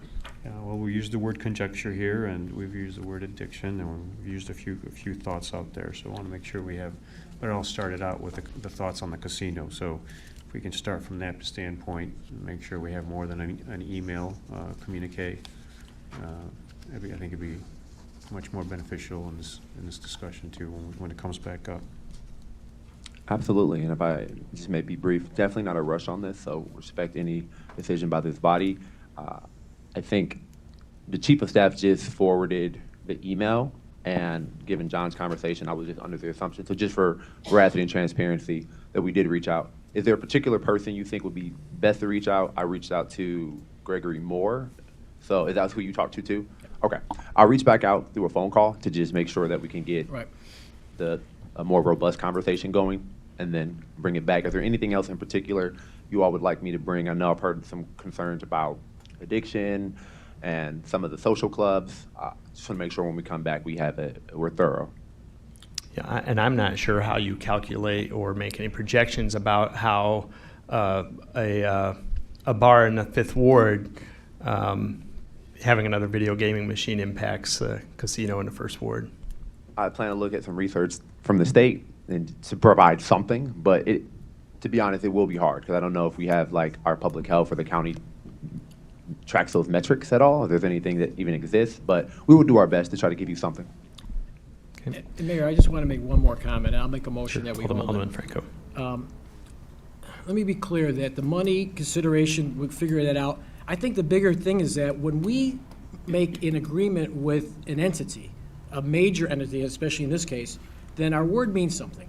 And if we don't follow through on the communication process, then other people are going to say, I don't know that I want to do business here. So we have to, our integrity matters in this case. So I think that's more important than anything else. We make sure that open lines of communication, we get everything right. So that's kind of why I want to do this. The money's important, but I think our image is even more important. I want to make sure we retain it. So that's why, I will make a motion that we hold this until the next city council meeting in order to do some homework on, or have more communication. That's all. So there's a motion on the table to hold the agenda, to table this for the next city council meeting. Is that accurate? Yes, sir. Is there a second? Second. second by Alderwoman Garza. Any questions or discussions on the motion that's been made to table this till the next city council meeting on November 4th? Yes, and I'll elaborate on what Alderman Bug. Alderman Franco said. It would be consistent with our practice. So once upon a time, there were no gaming machines, right? We had a casino, but there were no gaming machines. And the state passed it, and we took a step toward it, a small step. Then the state moved the number up. We took a look at it. I don't even think we moved the first time. Later on, we moved up. And we've been very cautious and deliberate in moving. As soon as the state moves, we don't automatically go. And that has been in building our relationship with our casino, which is very important to us. So I think it is important to, because each time, no matter how much it is, you are chipping away a little bit. When you go from 3 to 4 to 5 to 6, each time it's chipping away a little bit. So that's why we have been very deliberate. That's why we are still at 5. Many other municipalities are already at 6. So, yes, definitely leaving it there for a week and getting more information, I believe, is the right thing to do. Any other discussion on the motion to table it and hold it till November 4th? Being no further discussion or questions on this agenda item, I'll ask clerk to please call the roll on the motion that's been made on agenda item 250750. Barrero, No. Garza, Yes. Masiacos, Yes. Nunez, Yes. Franco, Yes. Seville, Benuelos, Yes. Smith, Yes. Bug, Yes. Bate, Yes. Larson, Yes. White, Yes. 11 yes, 1 no. Motion carries. This item will be tabled until the next city council meeting to be held on November 4th. Okay. This completes the unfinished business section of the agenda. Next, we'll move, there's no new business, no reports. Agenda item for the bills. There's a motion to approve and pay the bills as presented. Motion made by Alderman Seville, seconded by Alderwoman Smith. Are there any questions or discussions on the bills? Will the clerk please call the roll? Barrero, Yes. Garza, Yes. Masiacos, Yes. Nunez, Yes. Franco, Yes. Seville, Yes. Benuelos, Yes. Smith, Yes. Bug, No. Bate, Yes. Larson, Yes. White, Bills? Yes. 11 yes, 1 no. Motion carries. The bills are approved for payment. No, there is need for a brief closed session. 5 minutes. This will be less than 5 minutes. We're in need of a closed session pursuant to the following section of the Open Meetings Act, Section 2C11, to discuss litigation. Do I have a motion to enter into closed session and therefore adjourn the city council meeting with no further final action or public business to take place for the purpose of this meeting? Motion was made by Alderwoman Smith. Is there a second?